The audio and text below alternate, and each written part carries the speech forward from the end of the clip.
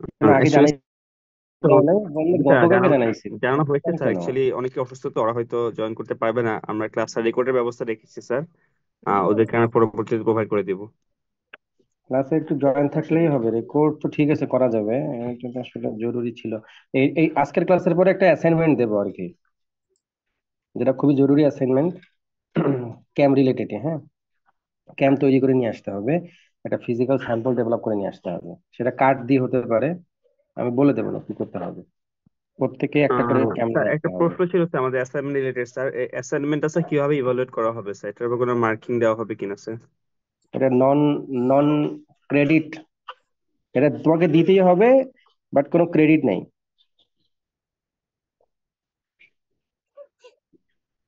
জি sir, বুঝতে পেরেছি। বুঝতে পেরেছি। হ্যাঁ, এটা হচ্ছে লার্নিং এর একটা পার্ট, এই জন্য এটা দিতে হবে। এটা আমি সবার কাছ থেকে নিয়েছি। 46, 45 এর ক্লাস নেই আমি এটা। 46, 47, তোমরা 48। আচ্ছা, এখন দেখো আমরা এখানে বলেছি যে সিম্পল হারমোনিক মুভমেন্ট প্যাটার্ন। এই মুভমেন্ট প্যাটার্নে আমরা ক্যাম প্রোফাইল ডিজাইন করব, বা ট্যাপেট শেডিং ট্যাপেটের প্রোফাইল ডিজাইন করব। হ্যাঁ, আগের মতনই সব ঠিক আছে। Minimum distance between cam and follower centres, সেটা কত? 3 ইউনিটস। আগে 4 ইউনিট ছিল বলে না? হোক, সমস্যা নাই, 3, 4 আমি বলেছি, কিন্তু তুমি ইচ্ছা মতো করতে পারবা। লিফট 6 ইউনিট দেওয়া হয়েছে দেখো। Diameter of the follower 2 units. আগেরগুলোতে কিন্তু এটা ছিল কত, এই যে নিয়ারেস্ট পয়েন্ট অফ কন্টাক্ট যেটাকে বলে, যেটা এটা হচ্ছে নিয়ারেস্ট পয়েন্ট অফ কন্টাক্ট, এটা ছিল 4 ইউনিটস। এখানে 3 ইউনিটস দিতে কোনো সমস্যা নেই, এটা দেওয়াই যাবে। Dwell period 1/3 of a peak, তুমি 2/3 অফ পিক দিয়েও করতে পারবা।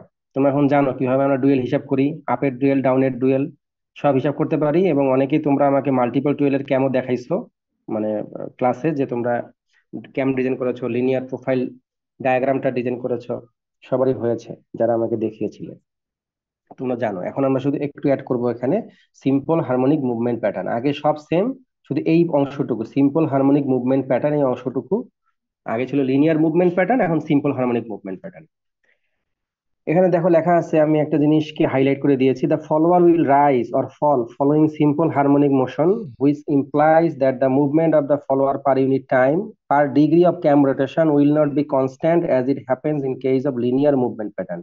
লিনিয়ার মুভমেন্ট প্যাটার্নে আমরা একটা জিনিস হিসাব করেছিলাম যে লিফট যেহেতু 6, তো আমরা যখন 6 ভাগে ভাগ করেছিলাম রাইস ফলকে, রাইস ফলের জন্য অ্যালোকেটেড ডিগ্রিকে যখন আমরা 6 ভাগে ভাগ করেছিলাম, তো মনে আছে কিনা, প্রত্যেক 10 ডিগ্রি, যদি 60 হয়, 60 ডিগ্রি হচ্ছে রাইজের জন্য বা ফলের জন্য, 6 ভাগে ভাগ করেছিলাম, প্রত্যেক 10 ডিগ্রির জন্য 1 ইউনিট করে লিফট হচ্ছিল, ঠিক না? যদি 6 ভাগে ভাগ করতাম, তাহলে প্রত্যেক 10 ডিগ্রির জন্য 1 ইউনিট করে রাইজ বা ফল হচ্ছিল। যেহেতু প্রত্যেক 10 ডিগ্রির জন্য 1 ইউনিট করে রাইজ ফল হচ্ছিল, তাহলে এটা কনস্ট্যান্ট। তাহলে পার ডিগ্রি অফ ক্যাম রোটেশনে ফলোয়ারের মুভমেন্টটা কনস্ট্যান্ট ছিল। প্রত্যেক 10 ডিগ্রির জন্য 1 ইউনিট করে রাইজ বা ফল হচ্ছিল, লিফট হচ্ছিল। তখন এটা লিনিয়ার মুভমেন্ট প্যাটার্ন ছিল। এখন যেটা হবে, যেটা কনস্ট্যান্ট হবে না, এই কথাটা এখানে লেখা আছে, বুঝছো এই কথাটা? রেসপন্স স্যার করতে এটার হবে কিন্তু, কারণ হ্যাঁ। কি? স্যার এটার কারণ কি? এসএইচএম এ আমি কেন ডিজাইন করব? লিনিয়ারে কি সমস্যা ছিল? হুম, বলবো। আগে স্যার এইটা এই বুঝছো পয়েন্টটা কিনা? একবার একটু বললে ভালো হয় স্যার। সিম্পল হারমোনিক মুভমেন্ট প্যাটার্নে যখন আমরা ক্যাম ডিজাইন করব, আমরা আগের যে লিনিয়ার মুভমেন্ট প্যাটার্নে ক্যাম ডিজাইন করেছিলাম, লিনিয়ার মুভমেন্ট বলতে কি বোঝাচ্ছে? থাম, আমি ফাইলটা ওপেন করি। কথা বলার থেকে ফাইল ওপেন করে বোঝালে সমস্যা সহজ হবে।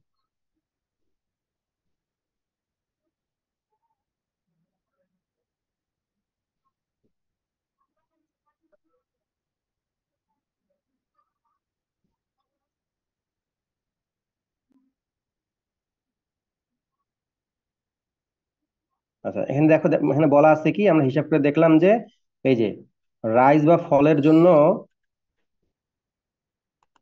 এই যে the span for rise and fall, rise ফলের জন্য উইল বি 60 ডিগ্রি, 60 ডিগ্রি আমরা হিসাব করে দেখেছি। 2/3 অফ পিক দিয়ে হিসাব করে দেখলাম যে রাইজ ফলের জন্য 60 ডিগ্রি অ্যালোকেটেড। 60 ডিগ্রিকে আমরা কি করেছি এখানে, এই যে এইটা আছে 60 ডিগ্রি। এই 60 ডিগ্রিকে আমরা কি করেছি, 60 ডিগ্রি 6 ভাগে ভাগ করেছি। দেখো এই যে 10 degree, 10 degree, 10 degree, 10 degree, 10 degree, 6 ভাগে, 1 2 3 4 5 6, 6 ভাগে ভাগ করেছি। তাহলে এই যে রোটেশন যদি বলি আমি, এটা তো আমি চাঁদা দিয়ে করেছি। হ্যাঁ, এই চাঁদা দিয়ে যখন করেছি তখন তো এটা 10 ডিগ্রি করে হয়েছে। প্রত্যেক 10 ডিগ্রির জন্য এই যে এখানে যখন ছিল ওবি হচ্ছে 10, চিন্তা করো ওবি হচ্ছে 10, কারণ এখানে ও এ ছিল 4 আর এ বি ছিল 6। এবি হচ্ছে 6 মানে কি লিফট 6, আর ও এ কি ছিল, নিয়ারেস্ট পয়েন্ট অফ কন্টাক্ট ছিল হচ্ছে 4। দেখো এই যে নিয়ারেস্ট, এই যে minimum distance between cam and follower centres 4 units, আর লিফট 6। তাহলে 6 আগে প্রথমে 4 ইউনিট নিয়ে একটা বৃত্ত আঁকছিলাম আমরা, concentric circle. O A equal to 4, এটাকে নিয়ে একটা সার্কেল ড্র করেছিলাম, আর এর সাথে এ বি 6 যোগ করেছিলাম। লিফট 6 যোগ করার পরে ওবি সমান 10 ইউনিট ব্যাসার্ধ নিয়ে একটা সার্কেল, কনসেন্ট্রিক সার্কেল ড্র করেছিলাম, যার দুইটার ক্ষেত্রেই সেন্টার ছিল ও। এখন এ বি তো 6 আর ও বি হচ্ছে 10। তাহলে এখানে যে এই বি কে কেন্দ্র করে আমি 1 ইউনিট রেডিয়াস, যেহেতু ডায়ামিটার অফ ফলোয়ার 2 ছিল, তাহলে 1 ইউনিট রেডিয়াস নিয়ে যে একটা ফলোয়ার ড্র করেছি, ক্যাম ফলোয়ার, তাহলে ক্যাম ফলোয়ারের সেন্টার থেকে এই ক্যামের সেন্টারের দূরত্ব 10 ইউনিট। পরের যে 10 ডিগ্রি পরে, এই যে এই বি থেকে জে, মানে বি ও জে 10 ডিগ্রি, 10 ডিগ্রির পরে যে ফল হচ্ছে, এই যে ফল হচ্ছে, আমি যে এদিকে যে ফল হচ্ছে, তাহলে দেখো তো ও জে তো 10 ঠিক আছে, ও জে, কিন্তু ও কিউ 6 কত, 9। O Q 6 9। জি স্যার। ও কিউ 5 কত, 8। O Q 4 7। O Q 3 6। O Q 2 5। O Q 1 4। তাহলে এই যে 10 ডিগ্রি করে যখন ফল হচ্ছে, তখন কিন্তু 1 ইউনিট করে ফল হচ্ছে, আর এখানে 1 ইউনিট করে লিফট হচ্ছে, মানে রাইজ হচ্ছে। রাইজ এবং ফলই হচ্ছে লিফট আসলে। লিফট মানে উত্তোলন যদি কথাটা, কিন্তু লিফট মানে হচ্ছে ক্যামের মধ্যে যেহেতু রাইজ থাকবে ফল থাকবে, তাহলে রাইজ ফল মিলিয়ে লিফট। তাহলে এখন এখানে দেখো, এখানে ফল হচ্ছে, যদি এই বরাবর ঘুরি আমি অ্যান্টিক্লকওয়াইজ, তাহলে ওবি হচ্ছে 10, ও কিউ 6 হচ্ছে 9, ও কিউ 5 হচ্ছে 8। তাহলে দেখো প্রত্যেক 10 ডিগ্রি রোটেশনের জন্য 1 ইউনিট করে ফল হচ্ছে বা রাইজ হচ্ছে। এখানে একই রকম, ও আর 1 4, ও আর 2 5, ও আর 3 6, ও আর 4 7, ও আর 5 8, ও আর 6 9, আর ও ডি হচ্ছে 10। ঠিক আছে। জি জি স্যার। স্যার। জি এখানে স্যার। প্রত্যেক 10 ডিগ্রির জন্য 1 ইউনিট করে, 1 ইউনিট করে কিন্তু রাইজ বা ফল হচ্ছে, লিফট হচ্ছে। এবং 60কে আমি 6 ভাগে ভাগ করেছি। আমি বলেছিলাম 60কে কেউ চাইলে আরো বেশি ভাগে, 12 ভাগে ভাগ করতে পারে। প্রত্যেক 5 ডিগ্রির জন্য 0.5 ইউনিট করে রাইজ বা ফল হবে। 4 ভাগে ভাগ করলে প্রত্যেক 15 ডিগ্রি, প্রত্যেক 15 ডিগ্রির জন্য 4 ভাগে ভাগ করা হবে কি, 4 15 60, প্রত্যেক 15 ডিগ্রির জন্য 1.5 ইউনিট করে রাইজ বা ফল হবে। এটা তো এরকম মুখস্থ না, তুমি এভাবেই করবা। আমি তো বলেছি এটা সূত্র। তুমি এখানে 12 ভাগে ভাগ করতে পারো 60 ডিগ্রিকে, তাহলে 5 12 60, 5 ডিগ্রির জন্য। আর যখন তুমি 6কে 12 দ্বারা ভাগ দিবে, 0.5 ইউনিট করে রাইজ ফল হবে। তাহলে এখানে দেখো, এটাই লিনিয়ার, এটা লিনিয়ার মানে মুভমেন্ট প্যাটার্নটা লিনিয়ার, অর্থাৎ রাইজ বা ফল যখন হবে, ক্যামের ফলোয়ার যখন ক্যামের প্রোফাইলকে ফলো করবে, ক্যামের প্রোফাইল ফলো করার সময় লিনিয়ার মুভমেন্ট প্যাটার্ন মানে হচ্ছে পার পার ইউনিট রোটেশনাল মুভমেন্টের জন্য লিনিয়ার মুভমেন্টটা হবে কত, 1 ইউনিট করে সেম থাকবে। 1 ইউনিট 1 ইউনিট 1 ইউনিট, এই জন্য এটা লিনিয়ার মুভমেন্ট প্যাটার্ন বলে এটাকে। আর এখানে এটা হবে না, এখানে এটা যেহেতু হবে না, সিম্পল হারমোনিক মুভমেন্ট প্যাটার্ন হবে। সিম্পল হারমোনিক মুভমেন্ট প্যাটার্ন কেন করা হবে, এই যে এখানে দুইটা জিনিসের সুপার ইম্পোজিং দেওয়া আছে। এই যে ডটেড লাইনটা আছে লিনিয়ার মুভমেন্ট প্যাটার্ন, আর এই যে ইনক্লাইন করা অংশটা, এটা হচ্ছে সিম্পল হারমোনিক মুভমেন্ট প্যাটার্ন দিয়ে করা। যদি আমরা একটা রাস্তার কথা চিন্তা করি, কোনো একটা রাস্তা অনেক উঁচু, বা একটা ব্রিজে উঠবো আমরা, একটু উঁচু, গ্রাউন্ড থেকে একটু উঁচু, বেসমেন্ট থেকে উঁচু রাস্তা, স্বাভাবিক রাস্তা যে যে উচ্চতায় আছে, এই ব্রিজটা একটু উঁচুতে থাকার কারণে যখন আমরা এই ব্রিজের উপরে উঠতেছি, তখন কিন্তু ডিরেক্টলি যদি লিনিয়ারলি উঠি আমরা, তাহলে এই পয়েন্টে একটা জার্কিং ক্রিয়েট হবে, এই পয়েন্টে ধাক্কা ক্রিয়েট হবে। অর্থাৎ রাইজ হওয়ার পরে যখন ডুয়েলে আসবে, মানে স্বাভাবিক গতি আসবে, মানে স্বাভাবিক ব্রিজে চড়ে গেলাম, তখন একটা কি হবে, এই যে চড়ার মুহূর্তে এই অংশটার মধ্যে একটা আমরা কি থ্রাস্ট বা ধাক্কা পাবো। নামার সময় এখানে সাডেনলি একটা ধাক্কা আসবে। তো লিনিয়ার মুভমেন্ট প্যাটার্নে যখন ক্যাম ডিজাইন করা হয় তখন আসলে আমাদের যে মেশিনের মুভমেন্ট, এখানে জার্কিং বেশি ক্রিয়েট হয়, ভাইব্রেট করে বেশি। আর যখন সেটা আমরা এই ধরনের কোনো আমরা জানি যে কোনো রাস্তা বা এই রাস্তা দিয়ে কেন বোঝাচ্ছি, যেহেতু এখানে জার্কিং বা মেশিনের ভাইব্রেশনের একটা সম্পর্ক আছে, এই জন্য স্বাভাবিকভাবে যখন আমরা কোনো একটা ব্রিজের উপরে চড়ি তখন রাস্তাটা এভাবে হয়, গ্রাউন্ড থেকে ধীরে ধীরে ওঠার পরে এভাবে যাওয়ার পরে এভাবে যায়, আবার নামার সময় হবে নামে, এইভাবে নামে না কখনো, এইভাবে যাওয়ার পর এভাবে হওয়ার পর এভাবে নামে না। আর আমরা এটাও জানি, সিম্পল হারমোনিক মুভমেন্ট প্যাটার্নে যখন আমরা কোনো দোলনায় দুলি, দোলনায় দোলার সময় মিডিল পয়েন্টে স্পিড বেশি থাকে, মিডিল পয়েন্টে স্পিড বেশি থাকে, আর দুই প্রান্তে স্পিড কমে যায়, দুই প্রান্তে স্পিড কমে যায়, মিডিল প্রান্তে স্পিড বেশি।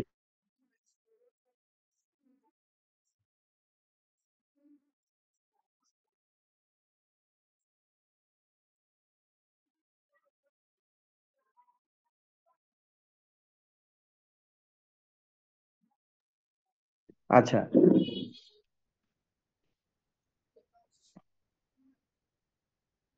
সরল সন্ধিত স্পন্দনের ক্ষেত্রে সিম্পল হারমোনিক অসিলেশন বা সিম্পল হারমোনিক মুভমেন্টে দোলনার কথা যদি বলি, দোলনার দুই প্রান্তের মধ্যে স্পিড কমে যায়, জিরো হয়ে যায় একেবারে, জি এবং স্যার। মিডিল পয়েন্টে স্পিড সবচেয়ে বেশি থাকে। সিম্পল হারমোনিক মুভমেন্ট প্যাটার্নে যেহেতু দোলনা দোলে, দ্যাটস ওয়াই এই ফিনোমেনাটা কমন ফিনোমেনা, মিডিল পয়েন্টে স্পিড বেশি, দুই সাইডে স্পিড কম, ঠিক আছে। এবং এক্ষেত্রে যেহেতু স্পিড কম বেশি হয়, দ্যাটস ওয়াই এর মুভমেন্টটা মানে লিনিয়ার মুভমেন্ট প্যাটার্ন হওয়ার কোনো চান্স নাই। এই জন্য দোলনায় দোলা বা ওয়াল ক্লকের যে ঘড়ির যে সরল দোলক থাকে, এই টাইপের বিষয়গুলো মূলত সরল সন্ধিত স্পন্দনে চলে, যার একটা মেইন অ্যাট্রিবিউট হচ্ছে যে মিডিল পয়েন্টে স্পিড বেশি হবে, দুই প্রান্তে স্পিড একেবারেই কমে যাবে, জিরো হয়ে যাবে দোলনার ক্ষেত্রে। আচ্ছা, সিম্পল হারমোনিক মুভমেন্ট প্যাটার্নে ক্যাম ডিজাইন করলে মেশিনের মধ্যে জার্কিং কম হবে। এখন এখানে দেখো, আমরা স্বাভাবিকভাবেই কিন্তু আহ কি বলে ডুয়েল পেড হিসাব করতে পারি, এটা নিয়ে আমাদের কোনো কনফিউশন আছে? এখানে সিম্পল, এটা হচ্ছে ওয়ান আপ ওয়ান ডাউন, তাহলে এখানে তো কোনো প্রবলেমই নাই। ওয়ান আপ ওয়ান ডাউন প্যাটার্নের ক্ষেত্রে এখানে 180 ডিগ্রি একটা পিকের জন্য রেসপন্সিবল, আর one third of a peak যেহেতু, তাহলে এখানে ডুয়েল পিরিয়ড হচ্ছে 60 ডিগ্রি, আপের ডুয়েলে 60 ডিগ্রি, ডাউনের ডুয়েলে 60 ডিগ্রি। তাহলে রাইস বা ফলের জন্য কত থাকবে, 60 60 120, বাকি থাকে 240। রাইস ফলের জন্য, রাইসের জন্য 120 এবং ফলের জন্য 120, এই তো, ঠিক না? জি স্যার। জি স্যার। হ্যাঁ, এটা সিম্পল একেবারে। The rise and fall of the follower in simple harmonic movement has been shown with bold line, এটা হচ্ছে সিম্পল হারমোনিক মুভমেন্ট প্যাটার্নের লাইন। আর ব্রোকেন লাইনটা মূলত রিপ্রেজেন্ট করতেছে লিনিয়ার মুভমেন্ট প্যাটার্ন। তো এই লিনিয়ার মুভমেন্ট প্যাটার্নে যেহেতু এই প্রোফাইলটাকে ফলো করবে, এই প্রোফাইলটাকে ফলো করবে মূলত কে, ক্যামের প্রোফাইলকে ফলো করবে ফলোয়ার। তাহলে যে ফলো করবে তার জন্য ফলোয়ার কিন্তু জার্কিং এ পড়বে, ফলোয়ার জার্কিং পড়া মানে হিল ফ্রেম জার্কিং হবে, পুরো মেশিনটা ভাইব্রেট করবে, মেশিনের মধ্যে ওয়ার টিয়ার বেশি হবে, মেশিনের লংজিভিটি কমে যাবে এবং লিনিয়ারের মেইনটেনেন্স ক্ষেত্রে কস্ট বললেন বেড়ে স্যার যাবে। এটা? লিনিয়ারের ক্ষেত্রে হ্যাঁ, বললেন স্যার এটা? সেটা লিনিয়ারের জন্য স্যার। আর লিনিয়ারের জন্য এই জার্কিংটা প্রবলেমটা স্যার? হবে, হ্যাঁ। জি স্যার, হুম, জি স্যার। লিনিয়ারের জন্য প্রবলেমটা হবে যে এই যে ওয়ার টিয়ার বেশি হবে। কারণ এই যে বোল্ড লাইন যেটা, এটা মূলত সিম্পল হারমোনিক মুভমেন্ট প্যাটার্নের জন্য লিনিয়ার টাইমিং, লিনিয়ার প্রোফাইল। হ্যাঁ, মানে সিম্পল হারমোনিক মুভমেন্ট প্যাটার্ন আর কি, সরি, এটা হচ্ছে সিম্পল হারমোনিক মুভমেন্ট প্যাটার্ন, আগেরটা ছিল linear movement pattern.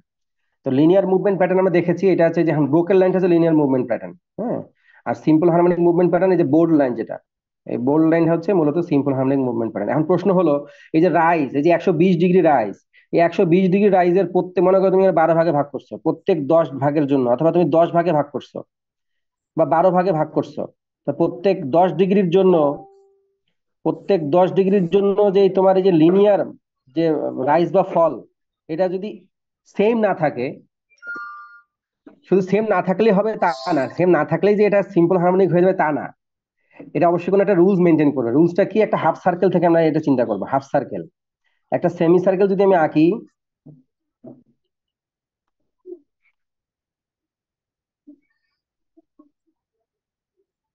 Semi circle হচ্ছে 180 ডিগ্রি, 0 থেকে 180। সেমি সার্কেলকে যদি আমি ভাগ করি 30 ডিগ্রি করে করে, 3 6 18, যেহেতু লিফট 6 বলেছি আমি, 30 ডিগ্রি করে ভাগ করব।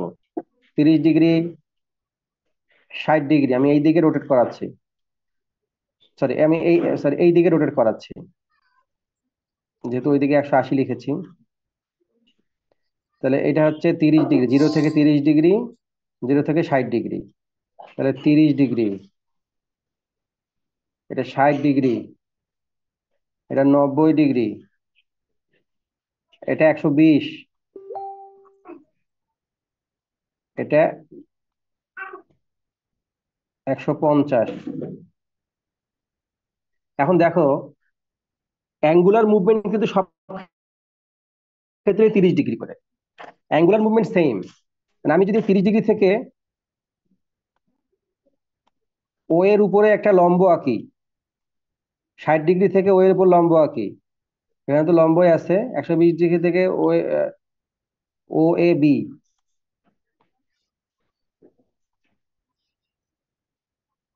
লম্ব আঁকি, তাহলে আলটিমেটলি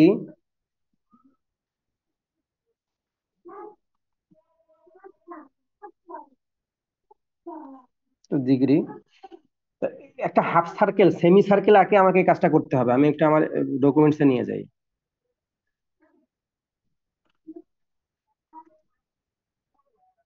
এইখানে আস, এখান থেকে বোঝানো সহজ হবে আঁকানোর থেকে। আচ্ছা দেখো,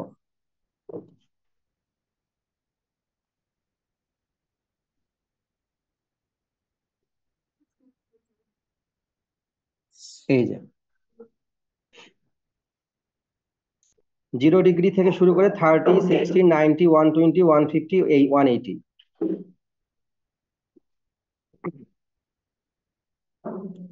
এটা হচ্ছে মূলত একটা হাফ সার্কেল। হাফ সার্কেলের মধ্যে দেখো তো, এই 0 থেকে যখন আমি এখানে ড্র করেছি, এই যে লম্বটা, এটা তো লম্ব অভিক্ষেপ বলে না? লম্ব অভিক্ষেপের সূত্র কি?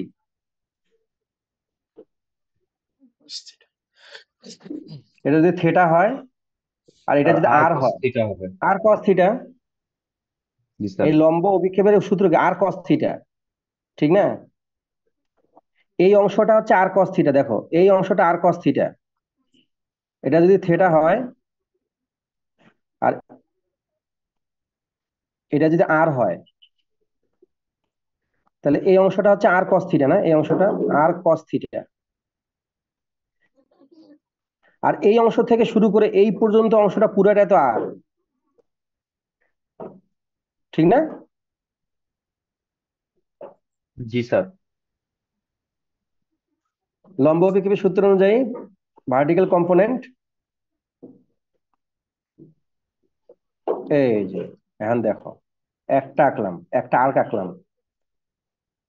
এটা হচ্ছে আর, এটাও আর। স্যার অভিক্ষেপটা কেন নিচ্ছি আমরা? বলতেছি, আমাদের লিনিয়ার, আমরা তো আসলে এটাকে শেষ করি, তোমার ক্লিয়ার হয়ে যাবে সমস্যা নেই। এটা 30 ডিগ্রি, বা এটা থেটা বলি, 30 ডিগ্রি হোক আর যে ডিগ্রি হোক, এটা থেটা। তাহলে এটাও আর এটাও আর, কিন্তু অভিক্ষেপ বলতে আর কস থিটা কতটুকু হবে? এই এতটুকু অংশ আর কস থিটা, এই এতটুকু অংশ। তাহলে আলটিমেটলি এই 0 থেকে যদি এ তে যায়, এতটুকু পরিমাণ দূরত্ব অতিক্রম করলে একটা আর্ক বা বৃত্তচাপ এতটুকু যদি প্রোফাইলটা অতিক্রম করে, আমাদের ক্যাম্প ফলোয়ার লিনিয়ার ডিস্টেন্স অতিক্রম করছে 30 degree. Camp profile linear distance অতিক্রম করছে এই 0 থেকে, এই প্রোফাইলটা এখান থেকে শুরু করে ও থেকে এতে গেল, তাহলে আলটিমেটলি অ্যাঙ্গুলার ডিস্টেন্স অতিক্রম করছে 30 ডিগ্রি। লিনিয়ার ডিস্টেন্স কতটুকু অতিক্রম করবে? সে যে এতটুকু থেকে এতটুকু গেছে, এতটুকু তো অতিক্রম করছে সে, ঠিক না? তাহলে স্যার লিনিয়ার ডিস্টেন্সটা আর থেকে হচ্ছে অভিক্ষেপটা বাদ দিতে হবে। আর কস থিটা বাদ দিতে হবে, রাইট? আর থেকে আর কস থিটা বাদ দিতে হবে। পরেরটা কি হবে? এই যে এটা তখন 30 ডিগ্রি ছিল, আর থেকে আর কস থিটা মানে কি? আর বিয়োগ আর কস থিটা। এইটা হচ্ছে এই এতটুকু লিনিয়ার ডিস্টেন্স অতিক্রম, অ্যাঙ্গুলার ডিস্টেন্স তো 30 ডিগ্রি করে সবগুলোই। এখন এখান থেকে যখন ফলোয়ারটা যাবে 0 থেকে 30 ডিগ্রি অতিক্রম করবে, অ্যাঙ্গুলার ডিস্টেন্স 30 ডিগ্রি অতিক্রম করবে, কিন্তু লিনিয়ার যদি ডিস্টেন্স অতিক্রম করছে কতটুকু সে, এই যে লিনিয়ার ডিস্টেন্স এই বরাবর এখানে এতটুকুর ভ্যালু হবে আর বিয়োগ আর কস থিটা, থিটা এখানে 30 ডিগ্রি, পরেরটা হবে আর বিয়োগ আর কস 60 ডিগ্রি, cos এটা আর বিয়োগ 60 আর ডিগ্রি কস 30 ডিগ্রি, তারপর আর আর বিয়োগ আর কস 60 ডিগ্রি, রাইট? এভাবেই তো হবে। জি স্যার। হ্যাঁ, সবাই এটা বুঝছো সবাই? অ্যাঙ্গুলার মুভমেন্ট সব ক্ষেত্রে 30 ডিগ্রি। সেম অ্যাঙ্গুলার মুভমেন্টে আমরা লিনিয়ার মুভমেন্ট প্যাটার্ন যখন ড্র করেছিলাম, সেম অ্যাঙ্গুলার মুভমেন্ট 10 ডিগ্রি 10 ডিগ্রির জন্য লিনিয়ার মুভমেন্ট যাচ্ছে কত, ওই যে রাইজ বা ফল যে হচ্ছে, ওই যে 1 ইউনিট করে কমাচ্ছিলাম, 1 ইউনিট করে কমাচ্ছিলাম, এটা তো আলটিমেটলি লিনিয়ারলি কমতেছে। ক্যামের প্রোফাইল তো আসলে যে কোনো একটা আর্ক ক্রিয়েট করবে, রাইজ ফল তো একটা কোনো একটা আর্ক ক্রিয়েট করবে, বৃত্তচাপ ক্রিয়েট করবে, কিন্তু সেটা তার যে লিনিয়ার ফল বা লিনিয়ার রাইজ সেটা কিন্তু সেম ছিল, 10 ডিগ্রির জন্য 1 ইউনিট, 10 ডিগ্রির জন্য 1 ইউনিট। এখানে দেখো প্রত্যেকবার জিরো থেকে 30 ডিগ্রি, 30 ডিগ্রি অ্যাঙ্গুলার মুভমেন্টের জন্য লিনিয়ার মুভমেন্ট যেটা, এটা কিন্তু প্রথমে কম, তারপরে কি, তারপরের জন্য কিন্তু আরো কম, মানে বেশি, তারপরে বেশি, দেখো এই পরিমাণ, ঠিক না? এখান থেকে শুরু করে এই পর্যন্ত গিয়েছে। এখন তার এটা 0 থেকে 60 ডিগ্রি গেলে এটা, কিন্তু আমি যদি বলি এই শুধু পরের 30 ডিগ্রির জন্য কতটুক, পরের 30 ডিগ্রির জন্য কতটুক, এতটুক, এই এখান থেকে শুরু করে এই পর্যন্ত, বুঝছো? জি স্যার।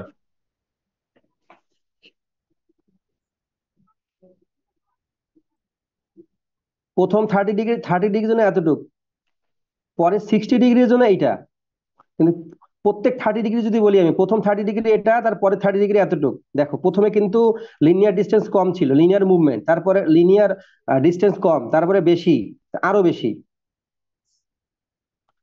আরো বেশি, কমে যাচ্ছে, শেষে কম হচ্ছে। আমি আগে বলেছি সিম্পল হারমোনিক মুভমেন্ট প্যাটার্নে মিডিল পয়েন্টে স্পিড বেশি হয়ে যায়। তুমি যদি বলো যে এই 30 ডিগ্রি যেটা প্রত্যেক 30 ডিগ্রির জন্য, এখানে কিন্তু এই অ্যাঙ্গুলার মুভমেন্ট 30 ডিগ্রি, এখানেও 30 ডিগ্রি, এই 30 ডিগ্রির জন্য কিন্তু দেখো মিডিল পয়েন্ট তো এটা, এই পয়েন্টে কিন্তু দেখো সেম অ্যাঙ্গুলার মুভমেন্টের জন্য লিনিয়ার ডিস্টেন্স বেশি হয়ে গিয়েছে। তার আমি যদি বলি এই 30 ডিগ্রি তো ultimately time, V equal to S T, না? আমি তো ডিগ্রিকে যে কোনো মুহূর্তে টাইমে কনভার্ট করতে পারবো, আমি বলেছি কিন্তু আমাদের যে কোনো ডিগ্রিকে আমরা ফ্র্যাকশন অফ সেকেন্ডে কনভার্ট করতে পারি লুমের ক্ষেত্রে। তাহলে আলটিমেটলি দেখো টাইম সেম রেখে, টাইম মানে এখানে ডিগ্রি, প্রত্যেকটা 30 ডিগ্রি করে, টাইম সেম রেখে মিডিল পয়েন্টে এজ বেশি হয়ে গেছে, লিনিয়ার ডিস্টেন্স বেশি হয়ে গিয়েছে, তাহলে আলটিমেটলি মিডিল পয়েন্টে স্পিড বেশি, দেখো মিডিল স্পিড বেশি। জি স্যার, বেশি ডিস্টেন্স অতিক্রম করছে হ্যাঁ, মিডিলে। তাহলে এটা এই জন্য সিম্পল হার্মোনিক মুভমেন্ট প্যাটার্ন। তুমি তো আর দেখে বুঝতে বুঝবা না পারছি। কোনটা সিম্পল হার্মোনিক মুভমেন্ট প্যাটার্ন, না কোনো একটা মানে ক্যাম চলতেছে, মেশিন চলতেছে, এটা কি দেখে বোঝা পসিবল? এটা তো ইকুয়েশন তোমাকে মিলাইতে হবে, না স্যার। এটা তো দেখে সবসময় বোঝা যাবে না। দোলনা যেভাবে বোঝা যায় সব কিন্তু দোলনার মধ্যে দুলবে না, কিন্তু দোলনার প্রিন্সিপালটা কি, শেষ প্রান্তে স্পিড কম থাকবে বা জিরো হয়ে যাবে, মিডিল পয়েন্টে স্পিড বেশি থাকবে। এখানে আমরা বলতে পারি অনেকে যে স্যার অ্যাঙ্গুলার ভেলোসিটি নিলেন না, শুধু ভি দিলেন, ভি তো আছে লিনিয়ার ভেলোসিটি, অ্যাঙ্গুলার আপনি এখানে রোটেট করাচ্ছেন ডিগ্রিতে। আমি তো বলেছি ডিগ্রি মানেই এখানে টাইমই কনভার্ট করা যাবে, আমরা পড়েছি উইভিং ওয়ানে, আমরা যে কোনো ডিগ্রিকে পিপিএম এর সাথে লুম টাইমিং এর সাথে আমরা এখানে ফ্র্যাকশন অফ সেকেন্ডে কনভার্ট করতে পারি, প্রথম ল্যাবে আমরা করেছি, যে কোনো ডিগ্রিকে আমরা সেকেন্ডে ফ্র্যাকশন অফ সেকেন্ডে কনভার্ট করতে পারবো। যেহেতু আমি লিনিয়ার ডিস্টেন্সের কথা বলতেছি, দ্যাটস ওয়াই এখানে অ্যাঙ্গুলার মুভমেন্ট প্রত্যেক 30 ডিগ্রি সেম থাকলেও ওটাকে টাইমে সেকেন্ডে কনভার্ট করে ফেলেছি। লিনিয়ার ডিস্টেন্স দেখো মিডিল পয়েন্টে বেশি, আর মিডিল পয়েন্টে যেহেতু ডিস্টেন্স বেশি, আলটিমেটলি টাইম যেহেতু সেম, এই জন্য ভেলোসিটি বেশি। আর সরল সন্ধিত স্পন্দন সিম্পল হারমোনিক অসিলেশন বা সিম্পল হারমোনিক মুভমেন্টের ক্ষেত্রে মিডিল পয়েন্টে স্পিড বেশি থাকে, যেভাবে দোলনায় দোলার সময় হয়। এখন দেখো প্রত্যেক সেম অ্যাঙ্গুলার মুভমেন্টের জন্য লিনিয়ার মুভমেন্ট সেম না, এই জন্য এটা সিম্পল হারমোনিক মুভমেন্ট প্যাটার্ন।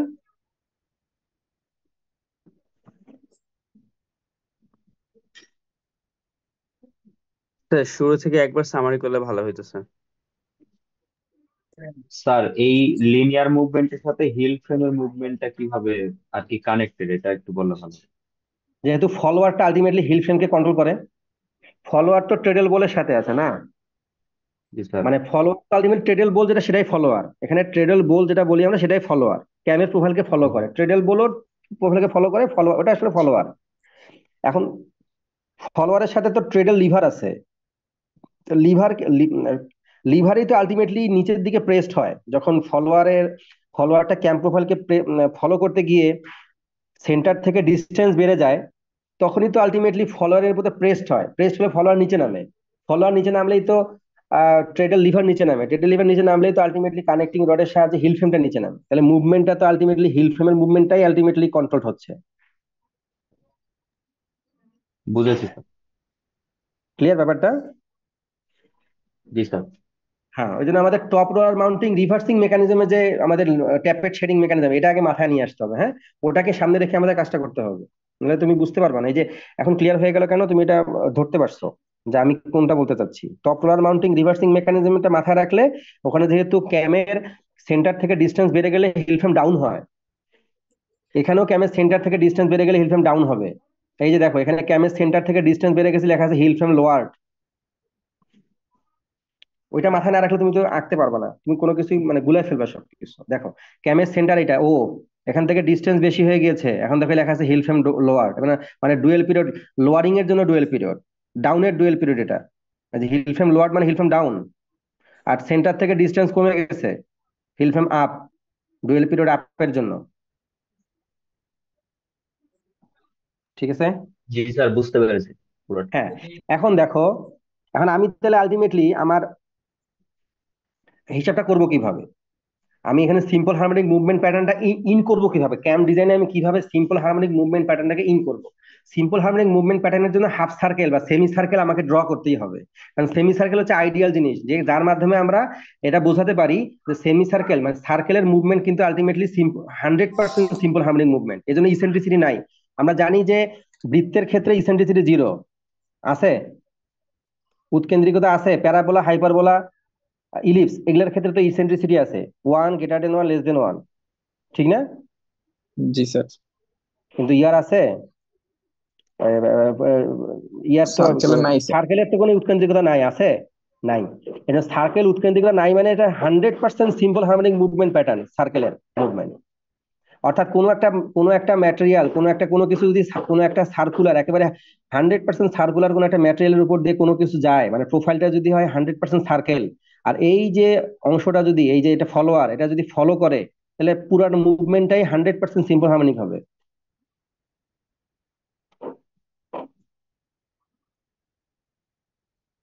ক্যাম যেহেতু এরকম না, ক্যাম তো আলটিমেটলি আমাকে ওই যে আপের ডুয়েল, ডাউনের ডুয়েল, রাইস ফল, অনেক কিছু আছে, জিওমেট্রি দিয়ে আমরা ডিজাইন করি।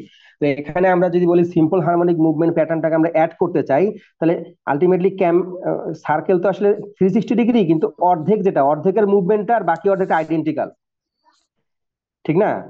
অবশ্যই আইডেন্টিক্যাল। এই 0 থেকে 180 ডিগ্রি মুভমেন্ট, 180 ডিগ্রি 360 মুভমেন্ট একই রকম, একেবারে সিমেট্রিক্যাল এবং আইডেন্টিক্যাল। তাহলে ক্যাম কোন একটা সার্কেলে যেহেতু উৎকেন্দ্রিকতা 0, মানে circle 100% simple harmonic movement pattern maintain করে, এই জন্য। আর শুধু হোল সার্কেল তো দরকার নেই, হাফ সার্কেলে যেহেতু simple harmonic movement pattern maintain করে, বাকি হাফ সার্কেল যেটা, সেটাও 100% simple harmonic movement pattern. That's half সার্কেলের প্যাটার্নটাকে আমাকে ক্যামে ইন্ট্রোডিউস করতে হবে। এখন দেখো, আগের মতনই সব 0 থেকে ও এ কে কেন্দ্র করে, ও এ সমান 3 ইউনিট ব্যাসার্ধ নিয়ে, আগে তো ছিল 4 ইউনিট, আমি 3 ইউনিট ধরেছি, এখানে 3 ইউনিট ব্যাসার্ধ নিয়ে একটা সার্কেল ড্র করেছি। ও এ হচ্ছে ব্যাসার্ধ, ও ইকুয়াল টু 3, এর সাথে এ বি ইকুয়াল 6 ইউনিট যোগ করে ও বি ইকুয়াল টু 9 ইউনিট ব্যাসার্ধ নিয়ে ওকে কেন্দ্র করে আরেকটা কনসেন্ট্রিক সার্কেল, এক কেন্দ্রিক সার্কেল আমরা ড্র করেছি আগের মতনই। আমরা যদি ডুয়েল হিসাব করে ফেলেছি, রাইস ফলের জন্য আমরা দেখেছি 120 ডিগ্রি, ডুয়েল হচ্ছে 60 ডিগ্রি, ভাগ করে ফেললাম। আগে তোমার রাইস ফল লেখা দরকার নাই, তুমি আগে ভাগ করে হলো 4 ভাগে। একটা আছে এই যে dwell 60 degree, 120 degree, 60 degree, 120 degree. এই যে ডিওই, এটা হচ্ছে 60 degree, D O B 120 degree, B O C 60 degree, C O E 120 degree. 4 ভাগে আমাকে ভাগ করতেই হবে, আমরা জানি, আগে করে ফেলেছি।